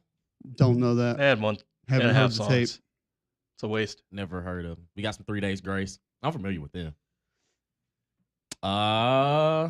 Somebody is praising your sentiments, Cole. They love Limp Bizkit too. I mean, for what they were when they were that, it was pretty good. Stone Temple Pilots. No. Not really the same genre, I feel like. Stone Temple Pilots they were a Texas, Georgia, Alabama, Correct, Ohio yeah, State this year. They've separated themselves, in my opinion. Okay. And they were also a little earlier than that. Yeah, they were more early mid-90s. Yeah. Back into grunge. Okay. Yeah, they were grunge. I associate them more with Yeah. grunge. They were like more the Nirvana era. Yes. Yeah. Somebody said that late 90s, early 2000s rock Nick Saban is definitely Foo Fighters. Okay. Next segment. Just reading tips. I didn't. Yeah, Foo Fighters wasn't that bad. No, I mean, I'm not going to freak out. It's the slide protection. I'm not going to freak out. It's the slide protection. I'm not saying rock. they're the GOAT. Like It's they actually don't really good. They don't need their number retired. Everybody does it, and it doesn't work. We got Blink 182. Punk. Soft. Yeah. Breaking Benjamin. A lot of hits though. Breaking Blink Benjamin 182. falls a lot of hits. Who's softer than USC? Because Blink 182 should be there. I don't know who we're putting in that category. North Carolina. Maybe. Blink 182 is not soft. If Blink 182 had uniforms, they'd be powder blue. How do we feel about Green Day? Pink, maybe. No, they'd be Oregon's uniforms. How do we feel about Green Day? One, punk. Two, not punk really. Yeah. Kind of all over the place. They had because some they sold different- out a little bit and went a little rock. They had some different eras. They kind of did their own thing. But Early they were stuff. also I think they're before this. I think they might have been a little after this. No, I think they expand on. I mean, they're right before in like 90s, 2000. I would say they're early to mid 90s. Really? Yeah. I would have said, oh, okay. I would have said kind of more mid 2000s. I was never. What a big about Pearl fan. Jam? They're in their own category. They were separated. I love how Cole's like all the best ones like get separated. Like we're not even. That done was to be the in conversation. The The conversation was that similar to SEC football right now, 90s rock was all the same, minus a very small amount of bands who went and kind of did their own thing. Now, in the SEC, there's only a small group of teams that are out there that look different, feel different, are different. Everybody else is kind of the same. That was the point. Pearl Jam is not going to be mixed in with Puddle of Mud and 311 and the others we've talked about. They're like Swanee. Yeah. Pearl Jam is Swanee? you Yeah, said? probably. What about Third Like Eye they were Blind? once in the SEC and now they're not? They were very, very early on, but if you kind of think about it, Pearl Jam fans are like, that's like cultish. I You know. can't, don't go against them. Well, One more culty. That's like FSU Pearl Twitter, Jam. man. I don't want You don't want to More you don't wanna smoke culty. with them. Pearl Jam, Dave Matthews Band, or Fish. A&M. yes, Widespread for sure. Yeah. Yeah, that's Stabbing Westward. never heard of it. They're forgettable. They're Arkansas right now. Incubus. Deftones. Incubus was kind of a little bit different, I feel like. Incubus was fine. What about Goo Goo Dolls? A little lighter. Speaking of soft. I'm not saying they're not soft. We're kind of moving into a new genre here of like Big 12 football. That's like late 2000s Big 12 football that would have been like Incubus and Good Charlotte and Blink 182 and like all these softies played no defense. Softies. No defense. I love how Cole calls all quarterback play. It's a style of music that's like pop punk. And it's soft. Greg, Good Charlotte dressed like Motley Crue and played Dave Matthews music. Like that's basically what they were. They were soft. Goo Goo Dolls ends up on Magic 96. These guys weren't ripping it up on like, in the clubs afterwards or anything. Maybe like book clubs. We got Nirvana. They ripped. Yeah, that's a progenitor. Like you could throw that in. I just don't feel like I feel like you're being a little bit hard. Nirvana, Kirby Smart. What about Beck? Carson? Kind of. Beck would be Mike Leach. Yeah, that's spot on actually. What about Red Hot Chili really Peppers? good, never going to win a championship, and completely different than everybody correct, else. right, yeah. What about Red Hot Chili Peppers? Kirk Ferentz. What? Yeah. Yeah. But you know what you're going to get? Correct. Steady. Probably never like a mega letdown, but also like never reach the mountain. We'll make the Rose Bowl time to time, 10 wins occasionally. Yeah. I think you're underselling Red Hot Chili Peppers. That's a possibility. But all of their songs sound. Peppers, but give me the other. Like they can reach the mountaintop. It's been a while since they've been Now there. you're going from coach to program, so that's different. Yeah. Let me just tell when you you. say Let me Kirk just tell you. Ferentz, I'm hold sorry, on. I don't think hate. When I think Iowa football, I think Kirk Ferentz. Hold on 1 second though. Yeah. Never gave you. Jeremy. Yeah. That never happened. So somebody texted, are the teams in Florida? A good run. Florida with Urban Meyer. With a lower floor. Did they just? I'm out. I sold out to NBC. Fall Out Boys had a heck of a. Like 3. 1.5. No, they One probably and a have half? like 6 good songs. That feels like a lot. No, I probably do. I mean, if see you go where the all the way listener back, is going, and Sugar We're Going Down like 20 years ago was a good song. Okay. Yeah. But they had songs before that. I don't remember them, but they had them for sure. Well, yeah, that wasn't their first album. They technically made songs. Yes. Sugar We're Going Down's a jam, though. That one and Thanks Light for 'Em the Up. memories. Like that one, like, okay, I'll give you that. I like Thanks for the memories. But Centuries? Oh, okay, all right. What are we doing? Yeah. All right. Hold on. Hang on a second. Now, yes, but there was a moment in time that song was really good. Catchy. Let's say that. Okay. Catchy. Right. Yeah. Fauno Malaysius tweets in Linkin Park carried the banner for that early 2000s. Again, rock. that's it. Yeah, it's right. I in said there. earlier, yeah, all these bands are Linkin Park without the rap. Yeah. In the end, it doesn't even matter, dog. Wow. Appreciate it. Someone's a dad. Appreciate it. Dumb. Wow. Depressed Mavs Frog is not happy with the show. I'm not even going to read that tweet on air. Not disrespectful. Depressed Mavs Frog. So he's a TCU fan that likes the Mavs. We ain't worried about it. At sad Mavs fan 4177. Oh, never mind. The bio says it all. Sorry. 4177. Dirk and Luca. I get it. That's hard. Tough. About it. How you know it's not Marcy's Taylor playground? Lewan? Let's go. Yeah. Tawaski Dunnigan. That was my old. I don't know. The sad Mavs fan kind of gave it away. Marcy's Playground's a one-hit wonder from the mid-90s. Pass. Marcy's Playground did have a jam, though. A jam, right. They had one thing one time. They were... I smell six. Correct, right, yeah. Tender, yeah. They were Ole Miss before Hunter Henry threw the pass back. I feel like that there's like They're UCF. There's a pillar of this entire era that we just haven't even mentioned. Panic at the Disco. I feel like they're a little later. They're a little later than what we're talking about, but Also I see a where pass. it's Taylor Swift. kind of fits. Damien's going to just drop another like modern day, like 2019. I'll let you guys marinate on it and think about it while I tell you about what marinade you should be using. Dale's? Football season has officially begun, which means you better be stocked up on Dale's seasoning. Hey. In just 30 minutes, this ultimate grilling marinade will infuse your meats and veggies with unbeatable flavor, making every bite a game changer. Whether you're grilling steaks, burgers, or mixing it into your favorite game day dips, Dale's versatility will elevate your tailgate spread from bland to bold. Don't settle for boring. Make Dale's seasoning your grilling MVP. And go check out some Dale's today. No one? Where does Nickelback fall in all of this? Oh. They're probably a little later than that. They're not late 90s. They were 2000s. The They were early 2000s, though. They had the Spider-Man song, and that was 01, 02. Early 2000s for sure. Yeah. Isn't it weird how you when you hear about different songs and eras, you place where you were in your life? Oh, correct. Yeah. I'm like, yeah, living in Huntsville, drug rap. Correct. Yeah. Yeah. Definitely listen to that at the gym. Like Pontiac Grand Prix company car. Did I listen to that in that song? Yes, I did. Okay, that was then. They're probably the Texas and all this thing.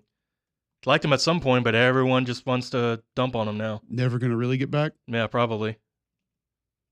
Okay. Made it to the playoff last year. I think it's hilarious how people rip Nickelback.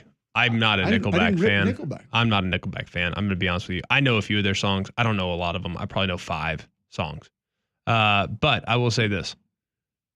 They have had one heck of a career. They have, absolutely. I mean, 25 years or so where they've been like I saw the guy making hits. They're good.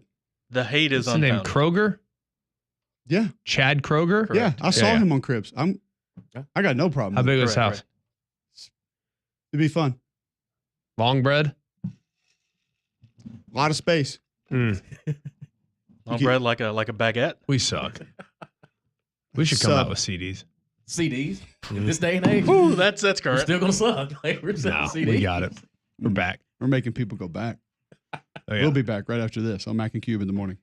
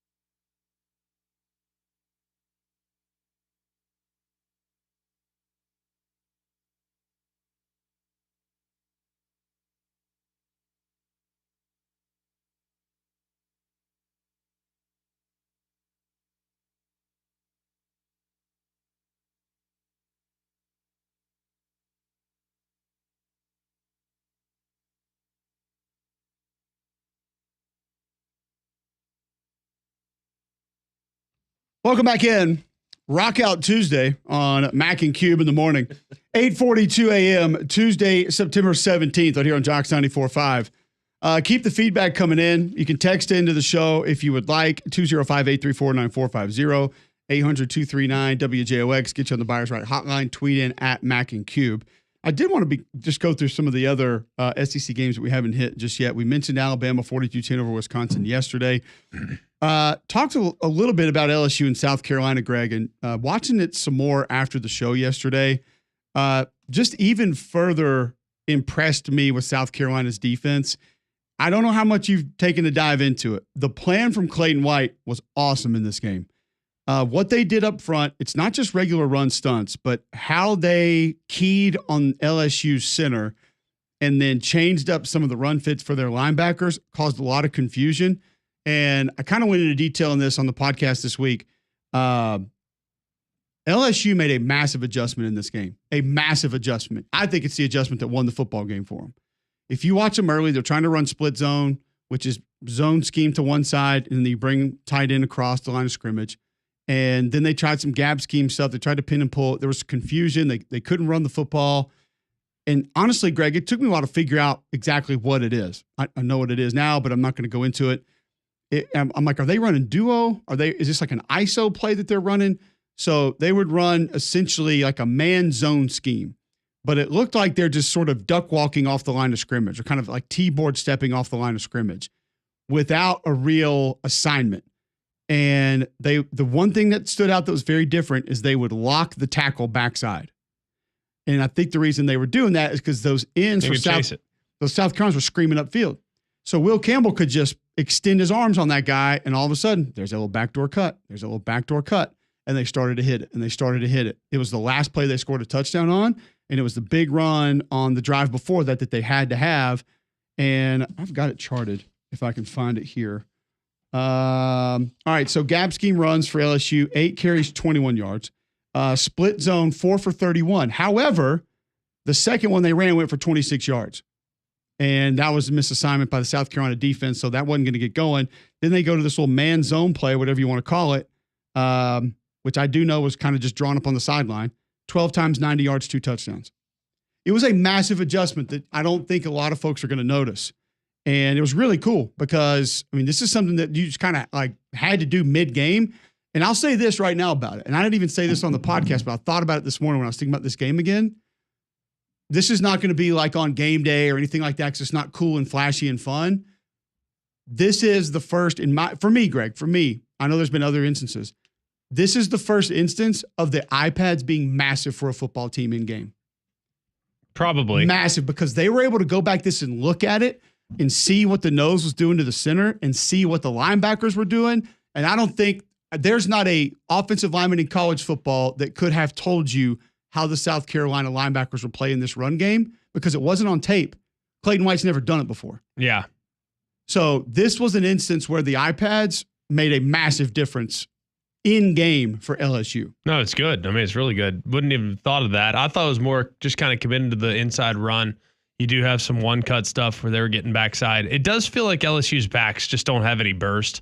God's honest truth, love them. They run hard. They are decent backs. They're hard to bring down. They just don't have that home run hitting ability. They're just kind of churned and burned type of backs. They just kind of plunge it up inside. And once they stop trying to get to the outside, it's like, all right, you're not going to get around these guys. Just plunge it.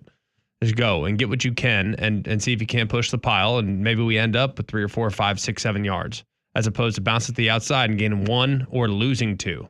Can this Caden Durham kid have some of that? I don't think he's got the juice. I hate to say this, but I think Caleb Jackson just suffers from a little bit of bad vision. I think I hate that because I kind of wanted to see him get to be the guy because when he's in the open field, I mean, he gets going, he is a handful.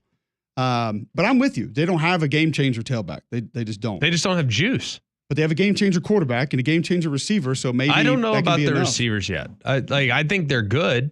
I don't think they're anywhere near what they were. But Kyron Lacey's can be a game changer. I think it's going to help a lot when Hilton's back. And you have 3. Yeah. And I like Mason Taylor. I think he's a really solid guy. I don't think he's like a take over the game guy, but I think he's a really solid piece. He can get you 40 yards a game. Yeah. I was real impressed with what I saw from CJ Daniels. I think he's going to be good. Just needs to continue to get more reps against this level of football because they're going to be more physical in the SEC. In South Carolina, they got big secondary. They're going to be physical.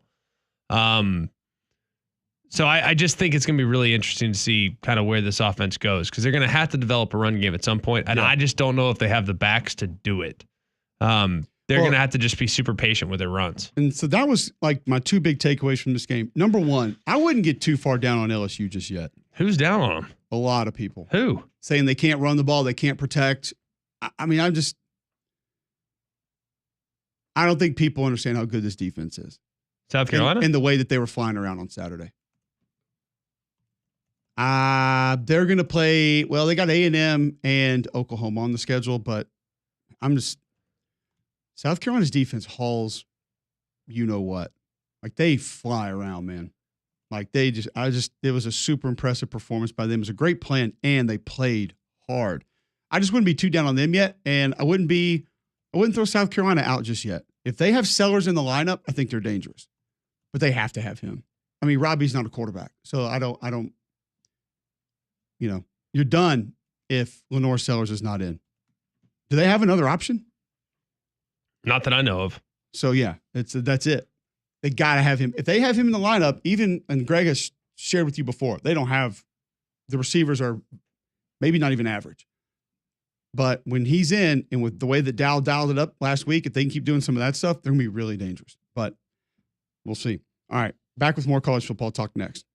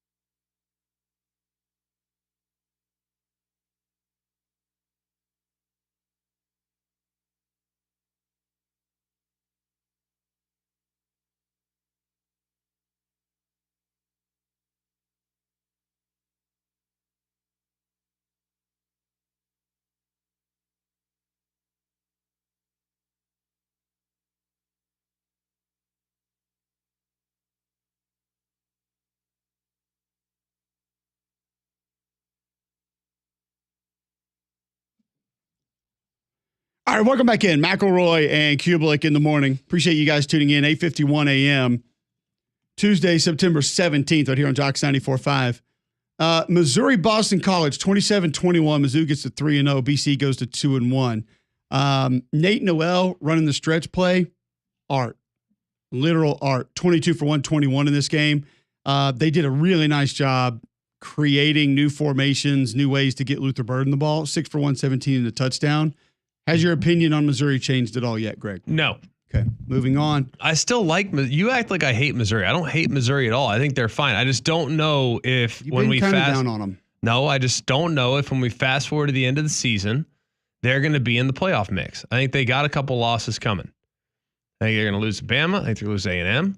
I think they're probably going to be a game or two that they get got when they probably shouldn't. I mean, they were in a 14-3 hole the other day.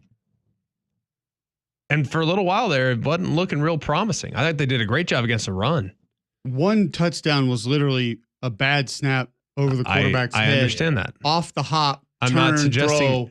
I understand Like, that. I've seen teams lose with things like that in the past. See 2015 Ole Miss Bama, where Chad Kelly throws it, or the Sometimes prayer the ball and bounces your way. Prayer and Jordan Hare. Some crazy things happen. I'm not saying they don't. But I do think when I look at that team defensively, I think they still have question marks.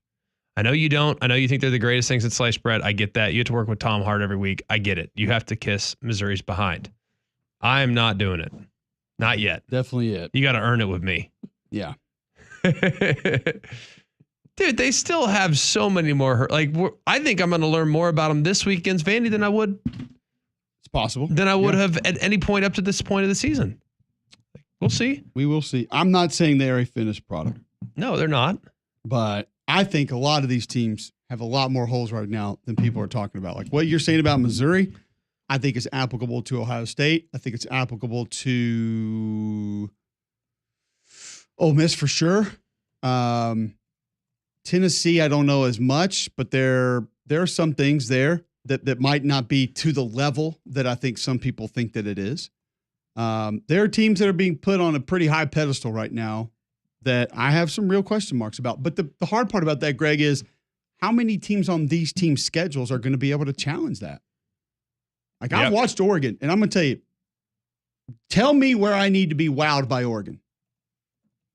The quarterback throws some really good balls at times. He's pretty accurate. I would say that. That's pretty good. Specifically down the middle of the field. It's definitely worth being wowed about. It's impressive. But where else?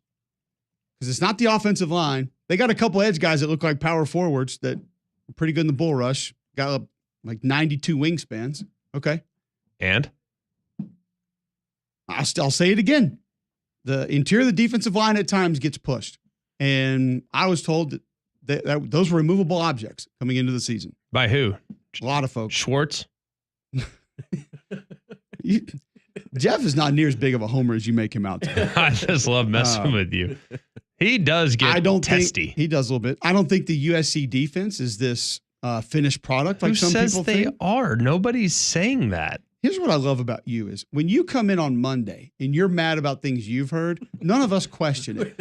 We come in and tell you things we've heard, and it's like you don't believe that we heard people saying these things. I'm not calling you a liar. I'm just saying all I'm saying is it just feels like who's saying the SC's improved defensively is my question. Like, I think they're a little better. There's a lot of folks that are on that. Well, train. they are better. Definitely better. But are they great? I don't know that yet. Like, I'm not sure. Is anyone really on that? Maybe they are. Maybe I just, now that I'm off social media, I just don't have my finger on the pulse like I used to have it. But I don't know, man. I have big question marks about SC, but I am optimistic. I really am. So it's going to be an interesting year with where some teams are going and where some teams are. Oklahoma Tulane, 34-19 Oklahoma. Did you have sort of the Oklahoma defense is a finished product, by the way. They're very good. Danny Stutzman, real deal. Billy Bowman had a pick. So weird to watch them. That was a weird game. It's like Oklahoma could do no wrong, and then all of a sudden they couldn't do anything right on offense. It's the weirdest thing. I do think they have a little bit of a Jackson Arnold problem, but it's not based on his level of talent, it's not a big problem. Georgia's got some injury problems. We'll discuss those with Rusty Mansell next on Mac and Cube in the morning.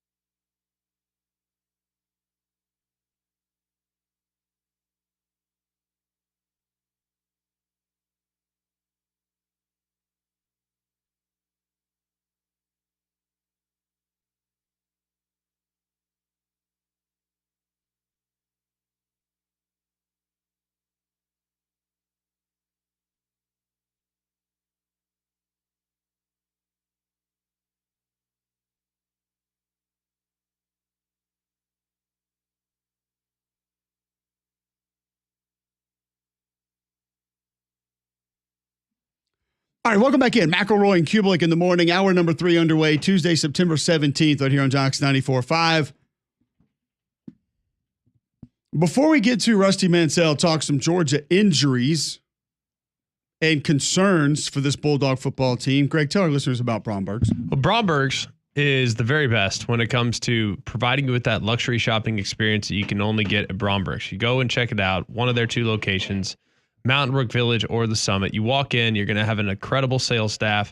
They're going to help you, point you in the right direction, give you some recommendations, helping you staying within budget but getting the best possible value. It's just a great experience. That's why it's the only place I've shopped since we've been back here in Birmingham the last 7-8 years. It's the only place that I have purchased gifts for my wife, regardless of the event, holidays, Christmas, birthdays, you name it.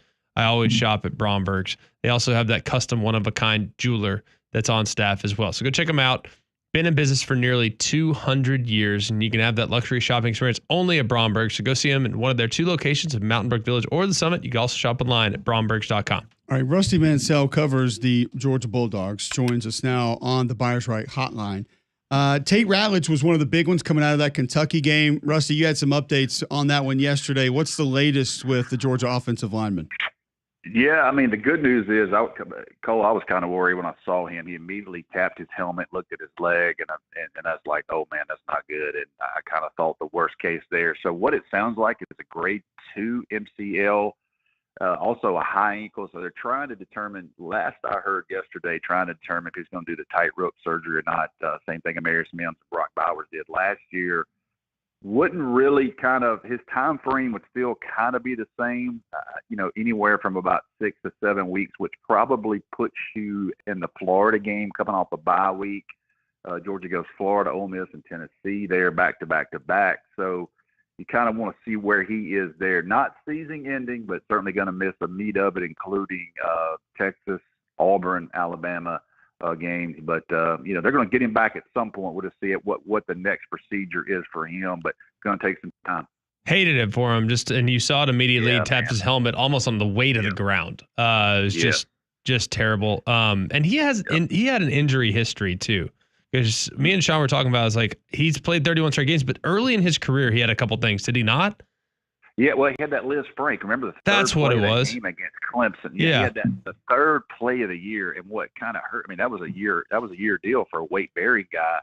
And I remember when Matt Luke was done playing, I was on the golf tournament playing with him, and he goes, "Rusty, that just crushed us, man, because that kid he's such a big personality in the locker room, and you lose a guy like that on the third play of the game that year, but." He's a big presence, man. I've known this kid. He's from my hometown. I've known him since the 8th grade, and from a huge Tennessee family. The entire family's Tennessee fans. This guy went out on his own and went to Georgia, and he's a fan favorite. They're going to get him back at some point, man. I'm like you, Greg. When I saw him tap his helmet like that, knowing how tough he was, I was like, this is a bad deal here. What do we make of the offensive performance in general last week? Because Cole and I were talking. I thought the offensive line got worked, which I'm not used to saying that. But you see 3-man rushes that are getting home. You see 3-man rushes that are stopping the run. Yes, there was a couple of successful runs in the second half, but it really was attacking spots where I didn't think Kentucky lined up properly. Is this offensive line going to continue to be a problem for Georgia moving forward as the talent level that they play against ramps up? History says it won't. I mean, this is a very talented group. Even with Tate Ratledge, you insert a guy like Michael Morris, who would be starting at 99% of the schools. He's the strongest player on Georgia's football team. They've got Jared Wilson, who I think was really the only guy that had a great game, and he was going against an NFL first-rounder in Deion Walker. So, you look at that, they kind of struggled. Ernest Green's been kind of the surprise for me. I mean, this guy had a great season last year at left tackle, struggled a little bit. They tried to put Monroe Freeling in there, another young tackle, and Xavier Truss got kind of off balance a couple of times. So history would tell you they'll look at that tape with Stacey Searles and they'll go back to work, but you can't have a performance like that, especially this game coming up.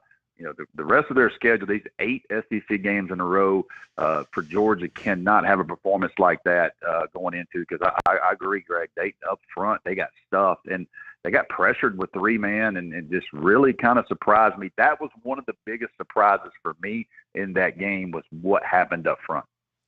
Rusty, how can Mike Bobo's plans sort of circumvent that if they're not going to be able to just open things up in the run game with blunt force trauma like they have in the past? And, you know, Greg mentioned yesterday on the show, we were talking about it, utilizing middle of the field. Doesn't seem like that's been a big enough part of what they've been able to do. Do you think that that's a part of this staff's plan is to, hey, there's things we got to go find to be able to work around some of the offensive line issues we may be having? Well, I'll tell you this. You start talking about work in the middle of the field. And Greg obviously had a better view than I did, but going back and watching as much tape as I can, Carson Beck's got to throw the ball in some windows. I mean, Kentucky played a lot of zone, 3-man rush, drop back, and I thought that Carson Beck had a lot of check downs this game. I thought he checked the ball down a good bit. I thought Delp was in the middle a good bit, a few times that he didn't throw the ball. I think he rushed a pass to Dom Lovick there in the red zone one time, and I think Carson Beck, and I'm a big Carson Beck guy, but I think he's going to have to drive the ball into some windows. They're going to play some zone. I know Alabama likes to play a lot of man-to-man. Looks like under Kane Womack, I saw yesterday, I think 100 snaps of man-to-man coverage. But, you know, based off that Kentucky tape, I'm not sitting back and say, hey, I'll play zone and see if you're going to throw the ball around and see if you're going to throw it in these windows. So with Georgia, Mike Bobo, Stacey Searles, they're going to go back and try to get physical. They're going to challenge their guys to be physical. So that's I don't know they're going to go away from that, but you start talking about how they're going to reinsert them and how they're going to do the offense. I think they've got to work the middle of the field. I think they got to work their tight ends. I don't know where Lawson Lucky was this game, but he's a guy they've got to get involved. I agree with you on some of the checkdowns. I thought Delp was open on a middle read a couple times where he would have been a big play. I thought he got fooled in the red zone where he ended up checking it down. He worked to the right, should have worked to the left. Resulted in their last field goal. Like there were probably 5 or 6 plays where I came out of it. It's like, all right, you got to cut it loose. I don't know if he was seeing some ghosts. I think he probably was. But how about this? Game on the line, backed up, 2nd and 10, 3 minutes left in the game. Hey, heavy play action. I'm going to throw a shot and get the ball out to midfield. I mean, that to me, as bad as he played relative to his ceiling, to be able to pull that throw off is like, all right, this dude's tough as nails mentally. And it was really impressive to see. How about I don't know. I think they miss Bowers. Like I keep waiting for Lawson Lucky to emerge. And I just think you talk about work in the middle of the field. They miss that guy that's big and physical. Like Delp's fine. He's not Bowers. Lucky's fine, but he looks like he's a guy that wants to live out on the perimeter more so than over the middle of the field. So who's that guy that can attack the middle of the field? Well, I'll tell you what, they went and got one of the top freshmen in America last year, Jaden Riddell. He's 6'4", 245 pounds. The guy can run. They like him. Come off a bye. I'm telling you now, I love this kid. I mean, I love his mentality. Once I met this kid, I was like, this dude's different now. I'm telling you, you come off a bye week, you insert a guy like that because he can run. It's time to go. And just to be honest with you, man, Ben Jurasic struggled. He struggled against Kentucky.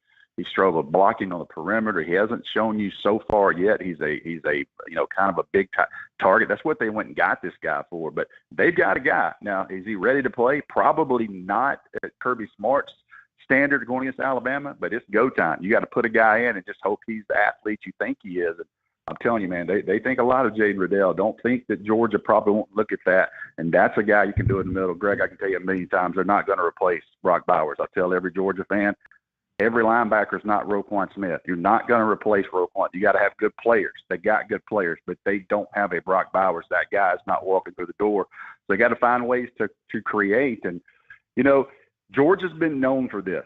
They've been known to sneak in something in a game like this. Last year, they snuck in Anthony Evans. The guy hadn't returned a kick all year, and he came a shoestring on that play. They ran him in. If you go back and watch the tape, they ran him in with 3 people around him. Bama kicks it to him, and he gets shoestring tackled for running that thing. What is Georgia? What's the wrinkle they're going to show this time? What are they going to try to manufacture something in this game? Don't know what that is, but they always seem to have some type of wrinkle. We'll see what happens here in a couple of weeks. Rusty Mansell joining us on the Buyers Right Hotline talking Georgia Bulldogs. Let's go to the other side of the ball. Warren Brinson, Michael Williams, amongst others, dinged up, banged up. Great time for Georgia to have the bye week before they get Alabama. What's the status on some of the defensive players that are dinged up? It looks like those two guys are going to be back as of today. You got to have Michael Williams and Warren Brinson, period. If you're going to beat Alabama, you got to have those guys. You're talking about a top 10 pick, Michael Williams. Some people think, he is a disruptor. He's a problem. If you're Michael Williams, I think his agent's Drew Rosenhaus already. So if you want to be a top 10 pick, you want this tape. I know how that kid's wired. If he's ready to go, he's going to play. I think Warren Brinson's going to be good to go. Jordan Hall's the guy that right now would still be a question for me, and that's incredible depth there for Georgia because they were banged up. Listen, Ty Ingram Dawkins played 62 snaps against Kentucky. Nazir Stackhouse played 52. If they have to do that against Alabama, they're in trouble. They've got to have the depth. Jalen Milroe is going to run them to death if they do that. So they got to have those guys back. With Michael Williams and Warren Brinson as of today, I expect them to play. When you evaluate the defensive front, and like Xavier McLeod and a couple others, like I know they have high hopes for guys, but I just don't see the game. Like Michael has a chance to be that if healthy, right? No doubt. Yep. But I think Nazir Stackhouse, Brinson, Ty Ingram Dawkins are solid, rock solid players, but they are a far, far cry from what they had in 21 and 22. Is that fair, or are we just like you think back and like you could do no wrong. Like when I think back at Tua Tagovailoa, I'm like, he never missed a throw. Of course he did, but I just don't think of it that way, right? And I wonder if I'm evaluating Georgia maybe a little bit too harshly based on what I'm expecting to see at those positions. Well, you look at it this way, Greg. You look at Carter's first rounder. Look at Jordan Davis, first rounder. You look at Devontae White, first rounder. You look at Trayvon Walker, first rounder.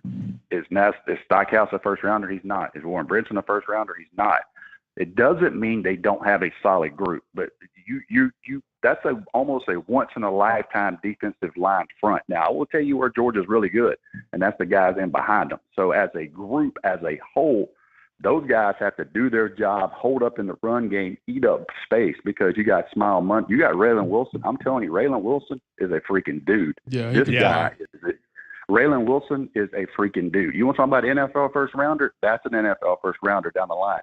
You look at those guys, and you got Damon Wilson, a kid on the edge I really, really like. So I think Georgia's really good on the back end. It's the front they've got to hold up. They got to be able to stop the run. Greg, Kentucky was in 2nd and 3 way too much. Like I've never seen a team be in 2nd and 3 like they were. So the defensive front has to be solid as a group. They don't have the game records they had. They just don't. But it doesn't mean they can't be a solid group because the guys in behind them, they got serious talent. Malachi Starks, KJ Bolden, these corners. You start talking about the football nerd to me. You're talking about Ron Williams versus Julian Humphrey. Like, that's NFL tape. You want to see that? There's some NFL tape. Who is going to win those individual matchups?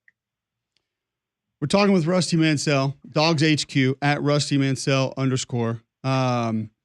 You tweeted out not long ago, bye week in Athens, not an apple farm safe for 100 miles, all the wives. Is it the apple farm? See, I thought we would have gone pumpkin patch here. We're getting close to October. I'm close enough to LJ, man. I'm close enough to LJ, Georgia. So I feel those dudes. And I was just playing around with that tweet yesterday. I had no idea it would take off like that. There was a lot of people that really got in their feelings yesterday. Like, man, don't tell my wife that. And there's a lot of Georgia fans that's going to be doing some daddy duty this week. Is that for like is that like to actually pick the apples, or is that for more like the photo ops? You got to get on Instagram. Both of them. Both of them. God, it's for the gram, man. Got to find the barn and the train track and get the kids dressed. All of that. Yeah.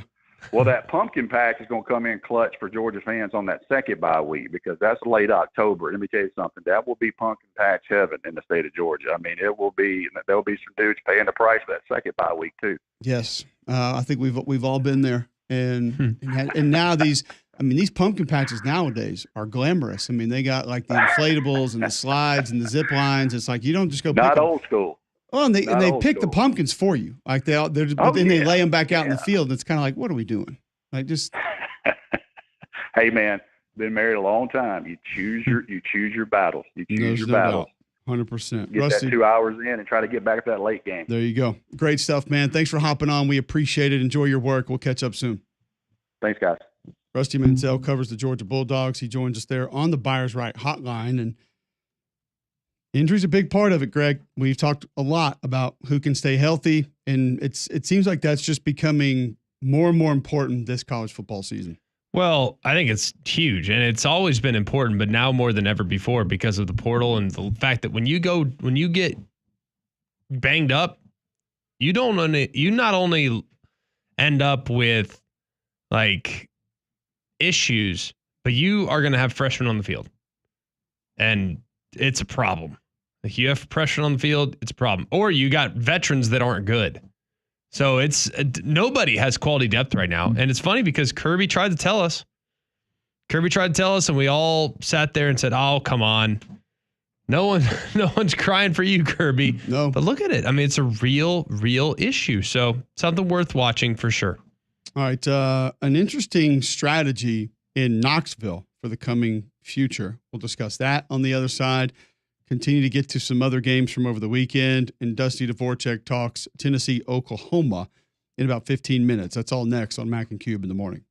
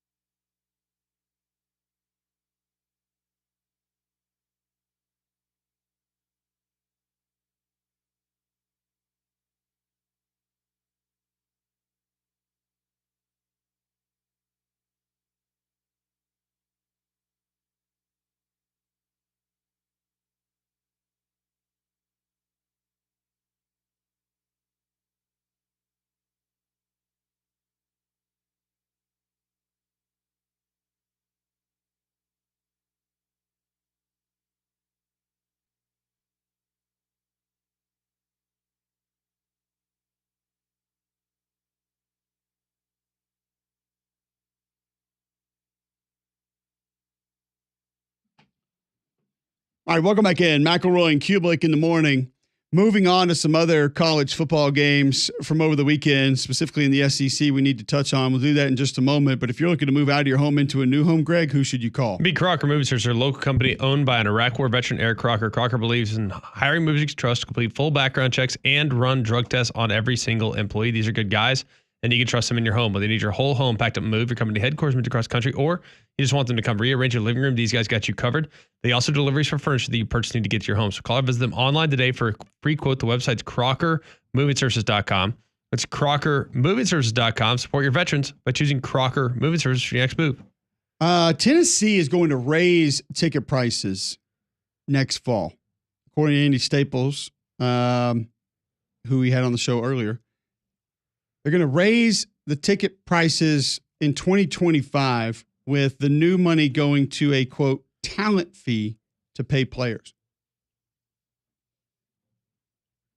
Yes. So obviously revenue sharing is coming, and athletic departments have to figure out how to offset that. How much are they raising? A lot of people, I don't think we have exactly how much. 5 to 10, well, no, some 14.5%. 14.5%? So if your season tickets were, I don't know, what's a season ticket cost? I don't know. $500, $400? A little more than that. Okay. $1,000? Probably depends on the games that year. No. No? Always the same? Yep. Okay. I mean, it's your contributions. So but I think a lot of people, you have to make a contribution to be able to buy tickets. But a lot of people, Greg, are going to ask, what's the other money going to? What do you mean, what's the other money going to? Has that not, we're not just paying for the actual tickets that we're holding, are we? Like, it's the money's going to your athletic department. Figure out a way to use that money to pay them. Why do we have to come up with new money to pay them? Well, I mean, it's a way to pay your. But you're getting the same thing. You're getting the football game experience. Why should it cost more? Because now you need more to pay the players. I'm just taking the fan side here. You're proving I'm fine with it. You know how much money I plan on contributing to NIL in my life?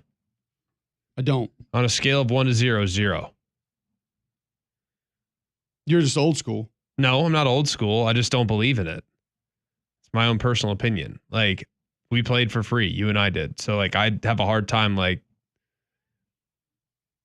putting up a bunch of money for NIL. It's just not my thing. Like, everyone's all for it. Like, I'd rather contribute money to the business school or to, infrastructure and facilities and things like that. Like, I personally find more value in contributing to those things.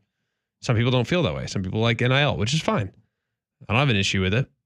I just don't personally want to contribute a lot of money to it. But here's my question. How do you anticipate how do you anticipate everything kind of sorting itself out? Because this is going to happen across the board.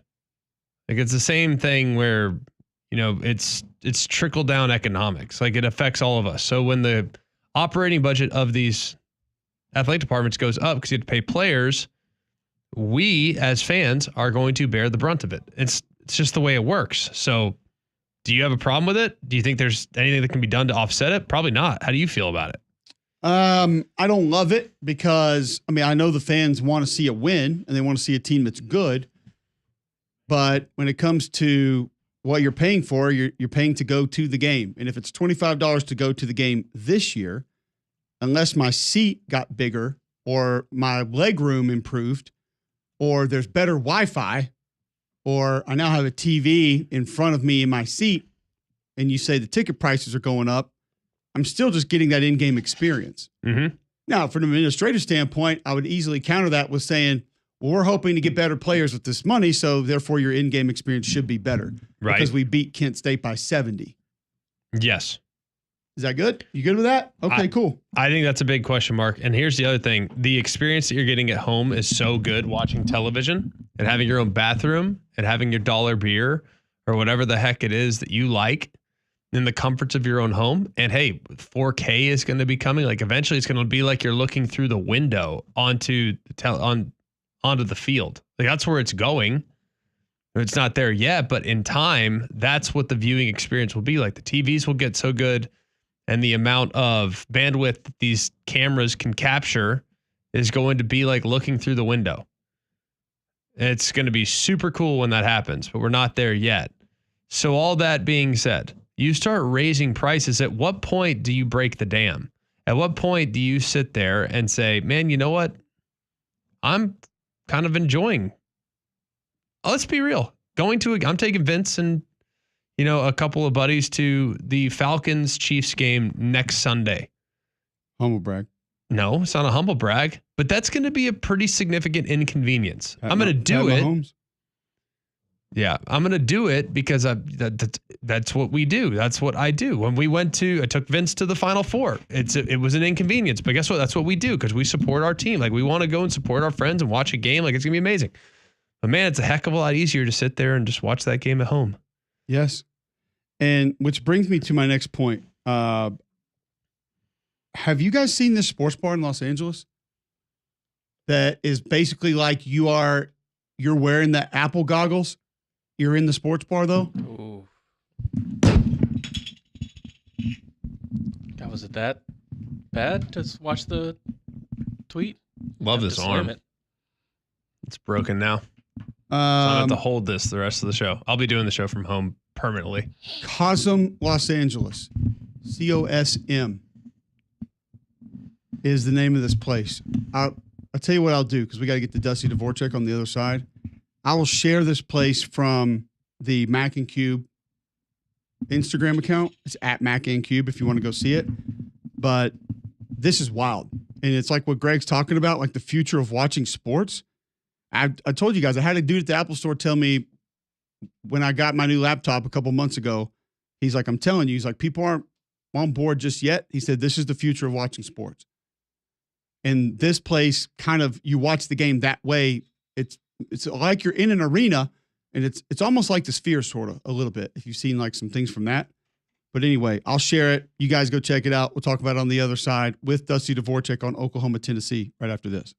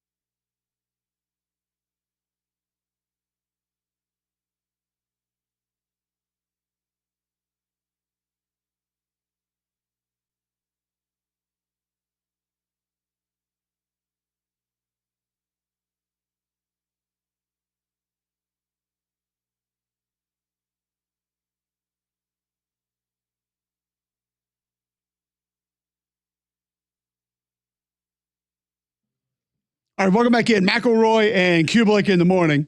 Appreciate you staying in with us. 9:30. Get to Dusty Dvorak here in just a moment. Talk some Tennessee, Oklahoma. What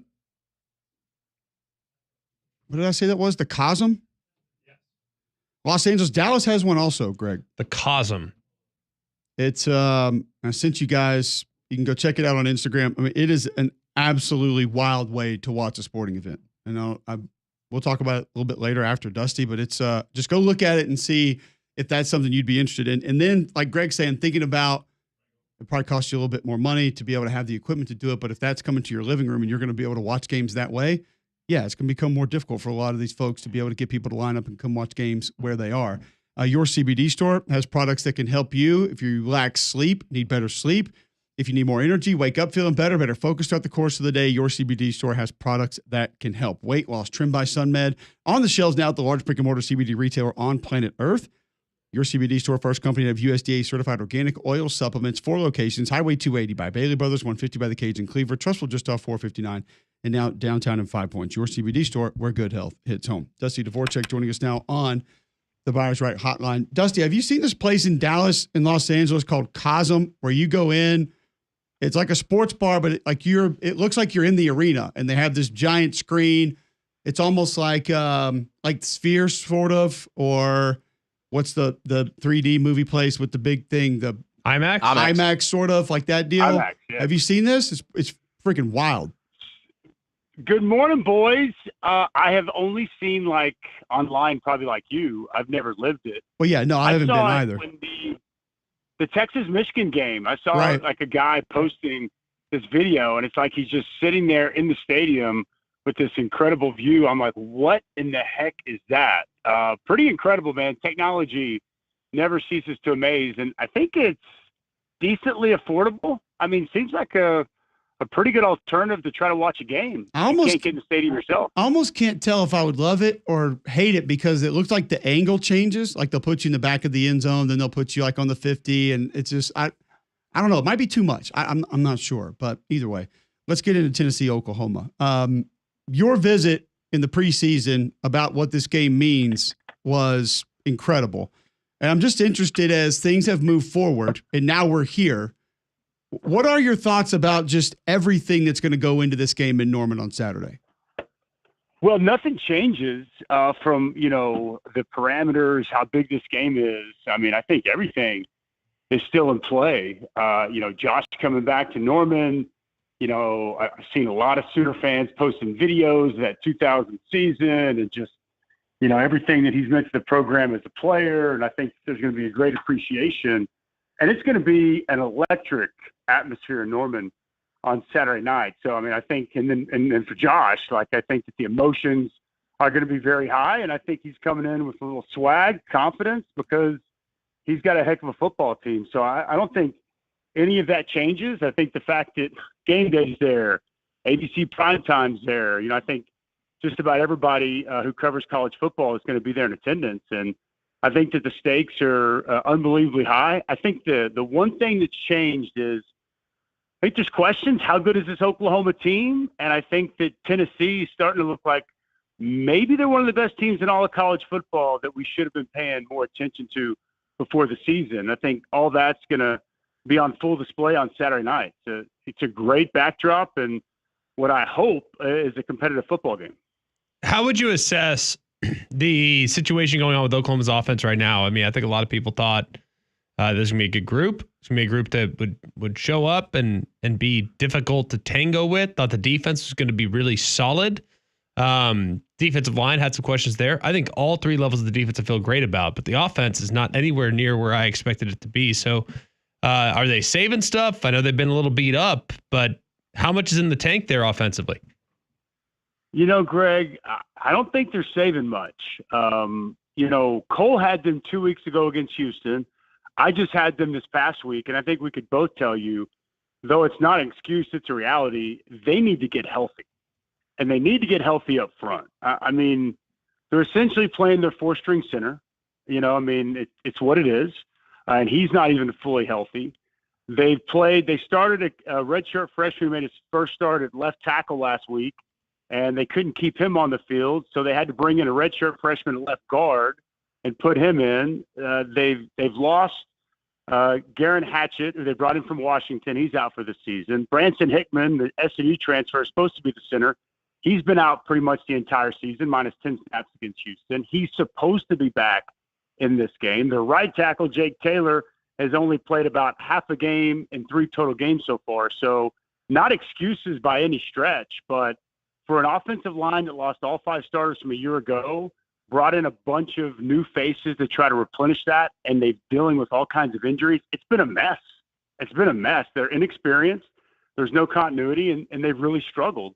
You couple that with the wide receiver room that they lose Jaden Gibson, who was going to be a big-time target outside in fall camp. Nick Anderson hasn't played, who gave you 10 touchdowns outside as a freshman last year. And you lose Jalil Farouk to a broken foot in the first half of the first game. Those are 3 of your top 4 receivers, not named Deion Burke. So outside of Deion Burke, they don't really have anybody go with the football. I think that Jackson Arnold gained some confidence last week, but I don't know what you thought, Cole. I thought he was hesitant, unwilling to pull the trigger in the game against Houston, looked a little shell-shocked and just unsure of what he was seeing. Again, he played a little bit better last week, but I think that there's a lot of inexperience. There's some serious injuries, and it's an offense that has been pretty underwhelming and trying to find their way. They ran it a little better against Tulane, and I thought Jackson Arnold made some better plays, especially with his legs, but they're going to see a completely different beast in this Tennessee front. And I think that's where, when you look at this matchup, I'm hopeful that Oklahoma is able to get some bodies back healthy on the offensive line because they're going to need it.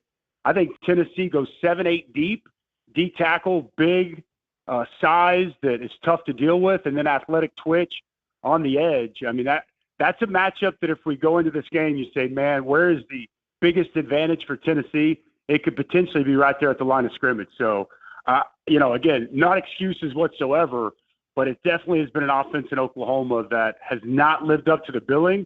I think there's a lot of reasons for that, but I think at the very top of the list, health has really plagued this offense to really find any kind of continuity or any way to get off the ground. Dusty Dvorak of ESPN SiriusXM with us on the Buyers Right hotline. I want to follow up on your Jackson Arnold thought because I left the Houston game sort of thinking it. And when I watched your game's film, I really thought it. Number one, I think Seth bringing in quarterback run was critical, and I think they're going to have more of that moving forward. I think they wanted to pick and choose their spots with that, but now they just got to go. Like you have to have it, and he's dynamic, so do it. Dusty, when it's like out of the mesh, quick throw, like 1-2, boom, boom, I think he's incredible, and I think he's confident, and I think he's deliberate, and I think he's accurate. He knows when and how to get the ball out. But it feels to me like as soon as it goes past that, things get very different for Jackson Arnold in the pocket. And it's a little bit of panic. It's a little bit of uncertainty. It's a little bit of sometimes just throwing the ball. And that's the part that I'd be most concerned about. Quick game, he's awesome. After that, I think it's a coin flip, to be quite honest with you. I agree with your assessment. I thought his best throw actually came late on a third down when he actually had some time in the pocket and he finds Deion Burks over the middle and then the receiver drops it. But I don't know what it is, Cole. Like, I don't know if it's the offensive line. He's been under a lot of pressure going back to fall camp. Is he unsure about that? Is it the fact that he doesn't know how much he can really trust any wide receivers? But I just, you go back and watch, I even go back to the first game against Temple. It's just not pulling the trigger on stuff that's there. And the coaching staff, they acknowledged that before last week. They've been telling him, cut it loose, let it go, have some fun. I thought early in the game last week, I thought Seth Luttrell moved the pocket a few times. First play. And that's where I wonder if we see more of that. Because I'm with you, like quick game, RPO, ball out quick, some quick screens on the perimeter, spit it out. And I think, whether it's play action, you want to boot out, you want to sprint out, I think you try to move him and get him outside. He just seems more comfortable outside the pocket than standing in there, and especially when pressure's on him. He had the one good throw, I'm sure you remember, against Temple. He gets pressure in his face. He hits Jalil Farouk on like a deep over. He put it right on him. Awesome. But aside from that, he hasn't made a lot of big plays from the pocket, especially with pressure in his face. You got to anticipate he's going to be dealing with some pressure on Saturday night. So I do think the game plan and how they move that pocket and get the ball out quick for Jackson Arnold is going to be a huge key in this game. What do you make of the adjustments defensively that we've seen so far? They've been so good on defense. I was really curious to see how their D-line would hold up. Just, I knew they'd be active. I knew they'd be disruptive. And granted, we haven't really seen them going against a great group just yet. But I am curious. I think this is an offensive line that's looked really good. But I do wonder if it's really more about the competition for Tennessee than it is the actual play that they're getting from their offensive line. I think their system helps them a lot. But can this defensive line make life difficult for Nico? They're going to have to, man. Cooper Mays is so good, and just watching him, the way he orchestrates, navigates, calls different stuff out. I mean, he is awesome. Having a chance to see him, talk with him at SEC Media Days, much respect for the job he does. What I like about Oklahoma on the interior, they rotate guys. They've got a good 4-man rotation. They haven't had that in a while. Legitimate depth up front. Dominic Williams was a nice acquisition just to give him some size. 315, 320, sturdy inside. Jaden Jackson's a really talented true freshman that's done a good job on the interior. And I think one of the real keys in this game is R. Mason Thomas. And I've been saying his name for 2 years now. He's the best edge rusher at Oklahoma. If he could just get some confidence, if he can just get going. Well, he shut down and closed out that game against Tulane, and you saw some of that first step twitch that he has coming off the edge, the ability to get to hands, flip hips, dip, and get to the quarterback. He had 3 sacks in the final 2 possessions. They need that. I feel better about them inside, getting a little bit of a push than I do off the edge, and that's where they've been lacking. So I think he's a real key and a player to spotlight for Oklahoma. Can that confidence grow from what he did at the end of that game and spill over into this game? I think one of the real keys in this game is, can you stop the run if you're Oklahoma with a light box? Because we all know how this offense operates. Yeah, it's the key. You want to load up, you want to take away Dylan Sampson and try to take away Nico as a runner, they're going to throw it over your head, period. They have speed outside. Nico's got a big arm, and they're going to challenge you. Can you stop Dylan Sampson, who's been fantastic? I think with Nico, we focus so much on the passing ability. His straight line speed scares the life out of me if I'm a defensive coordinator. He can take it 60 at any moment, and there's nothing anybody can do. So that to me is going to be the biggest factor. Danny Stutzman there in the middle, who's been playing really good football. He's fast. He's downhill. He's so experienced. He can diagnose very quickly. And with that front that you asked about, Greg, can with 5 or 6 in the box, when they spread you out and they make you to defend all 53 and a third, can those 5 or 6, can they deal with this Tennessee rushing attack? If Oklahoma can't stop the run and slow it down with 6 in the box, I think it's going to be a long day. If they can, I think they've got a legitimate chance to have some success. And when you get in third down, if you get Tennessee in 3rd and 7+, I think you really got to find a way to hit and make Nico feel you, because he went and played in Charlotte. That's a neutral site. This will be the most hostile environment he's been in. This will be the best defense minus last year in the bowl game against Iowa that he's seen to this point. And so I do think that will be a challenge for them, because this is a very good Oklahoma defense. But if Oklahoma can't stop the run with 6, I think it's potentially a long day. If you had to bring that 7th man down, that's a big advantage, and potential explosive vertical shots could be happening in this game. All right, Dusty Dvorak with us. I asked Greg this question earlier in the show. You've had a couple of the teams that we expect to be in the playoff, go deep into the playoff. Through 3 weeks of college football, do you anticipate this first 12-team playoff to be more competitive or less competitive than you did going into the season? Top to bottom. It's a great question. I think more competitive. Good. I think more. Now, it just depends on the matchups. Because even in the SEC, man, I look at the SEC right now, and I think that there's 5 teams that I could probably make an argument that I could say is the best team in the SEC. We're going to find out a lot more but I think Texas looks the best. I think Ole Miss looks incredible. I think Georgia's not going away, though they had a little scare the other night. Greg, you guys did a great job on the call. I'm not fearful of what I still think of Georgia being able to win Atlanta. I had Alabama in the opener, and I thought they just played their best game in Madison, Wisconsin. We're talking about this Tennessee team. I mean, we're going to find out more about all these teams, but, I mean, am I crazy to say that I think that I can make the case for 5 different teams right now in the SEC? I don't know if we truly thought that coming into the season.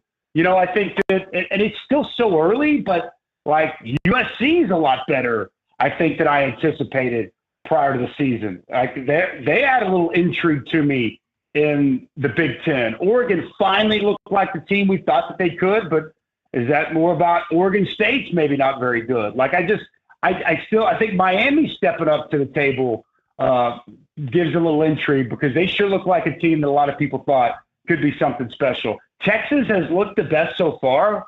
We don't really know about Ohio State. I mean, they played 2 bad teams and they've run them out of the stadium. So at this point, I still think it's still too early to fully tell. But as I work my way down through the top, I don't know, 8, 9 teams, I mean, I think that there's the potential for some competitive matchups. So I think especially once we get to some quarterfinal matchups. But I don't know. Am I off base here? What do you guys think? No. I mean, Greg was in line with you. I think that it looks to me like a couple of teams are kind of pulling away, but I do agree with you that some other teams have shown up. I just don't know how much of that gap they've closed just yet. But then you look at Georgia last week and you say, all right, is that a concern?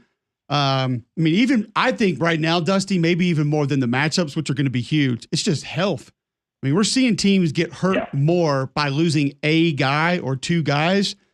It used to just be if you lose your quarterback or your big edge rusher, like you had a big problem. Now, you lose a left guard, some of these teams are hampered massively by that. Like it's just, and it's wild. You guys have probably talked about it, and I've heard coaches talk about it. You know, depth is probably as big a change with the portal as anything. Big time. You know, teams that could just stack quality players in the past just don't have that further, going somewhere else. So when you lose a key starter, it's tough just to replace it. Even at the most upper echelon top schools, as they traditionally have, it can be an absolute backbreaker, which is through this gauntlet of a playoff, the teams that can stay the healthiest are likely going to be the ones standing at the very end. Absolutely. Dusty, great stuff, man. Appreciate you hopping on. Wanted more context to this matchup coming up this weekend. You gave it to us. Hey, and go ahead.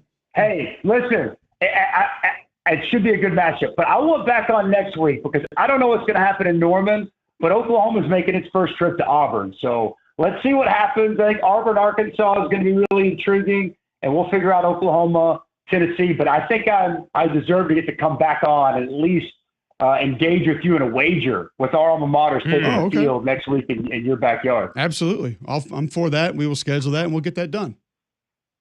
All right, boys. Have a good one. Enjoy the week. Yeah. Thanks, Dusty. Appreciate the time. Don't know if I feel great about that wager, but we'll have him back for entertainment purposes. Absolutely. It'd be a lot of fun there. I mean, lean in. Kind of like wager up. Gusty Goulis leans in if you need a new house. You call 205-542-1996 right now, and they're going to let you know how they can get you into a new home. Brokered by eXp Realty. Served over 3,000 home buyers and sellers in the greater Birmingham area. Over 835-star Google reviews. Most agents are going to start marketing after you list with them, not Gusty. He has technology, latest tools that he uses to make sure he knows everything that's coming available, that is available, that he can help you with here in the Birmingham area. Go to GustyGoulisGroup.com today, see what they can do for you, or Google it, Gusty Goulis Group, and see all those reviews for yourself. Call 205-542-1996 for any real estate needs and start packing today. All right, back with our bad box score of the day next on Mac and Cube in the morning.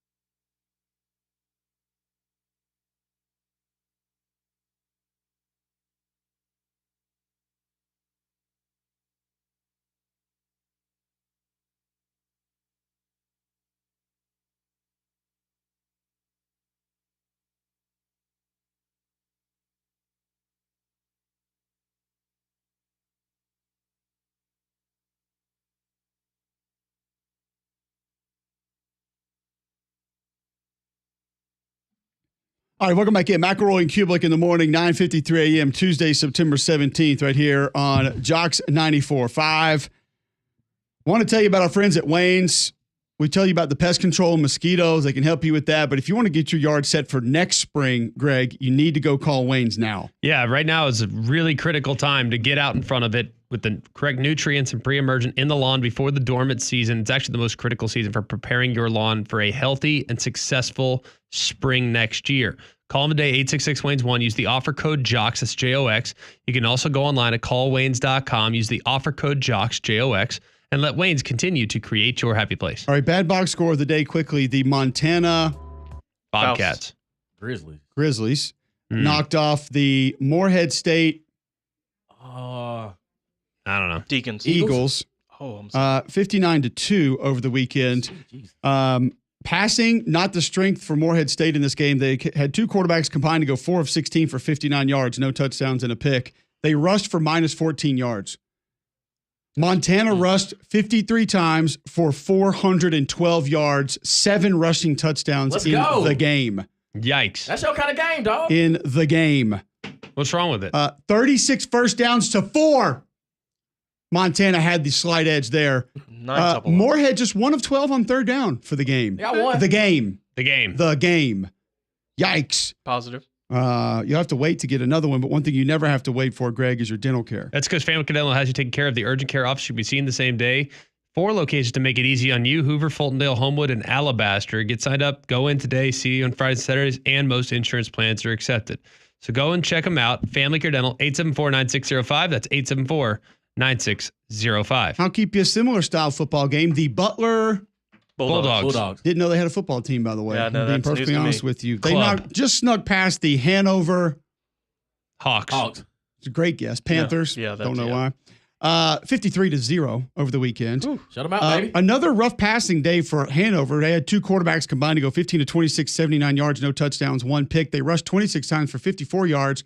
Butler rushed 43 times for 341 yards. Ground and pound, baby. That's exactly what it was at 59-0. 22 first downs to 9. Okay. Hanover 4-15 on third down. Not great. But what is great, Greg, is the pants store. That's because the pants store, as you covered on game day, they have all the best brands. Cutter and Buck, Antigua, Gentile, Horn Legend. Nobody does game day apparel like the pants store. And ladies, they have you covered head to toe as well. Hoka, New Balance, Western boots, romper, perfect dress. They got you covered. It's no problem there. They also have those clear purses that allow you just to dance right through the security line. No questions asked. Free alterations and gift wrap as well. So zip on down to the pants store for all your game day needs. Appreciate Andy Staples, Andy Burcham, Rusty Mansell, Dusty Dvorak for joining the show today. A lot of great college football content you can get at JoxFM.com. Also, don't forget about Dale's. Football season's here. If you want to marinate your meats or vegetables with unbeatable flavor, game-changing flavor, grilling steaks, burgers, or mixing it into your game day dips, Dale's versatility will elevate your tailgate spread. Grab some Dale's today. 3-man front coming up next with more college football talk. We're back tomorrow, 7 to 10 a.m. right here on Jocks 94.5.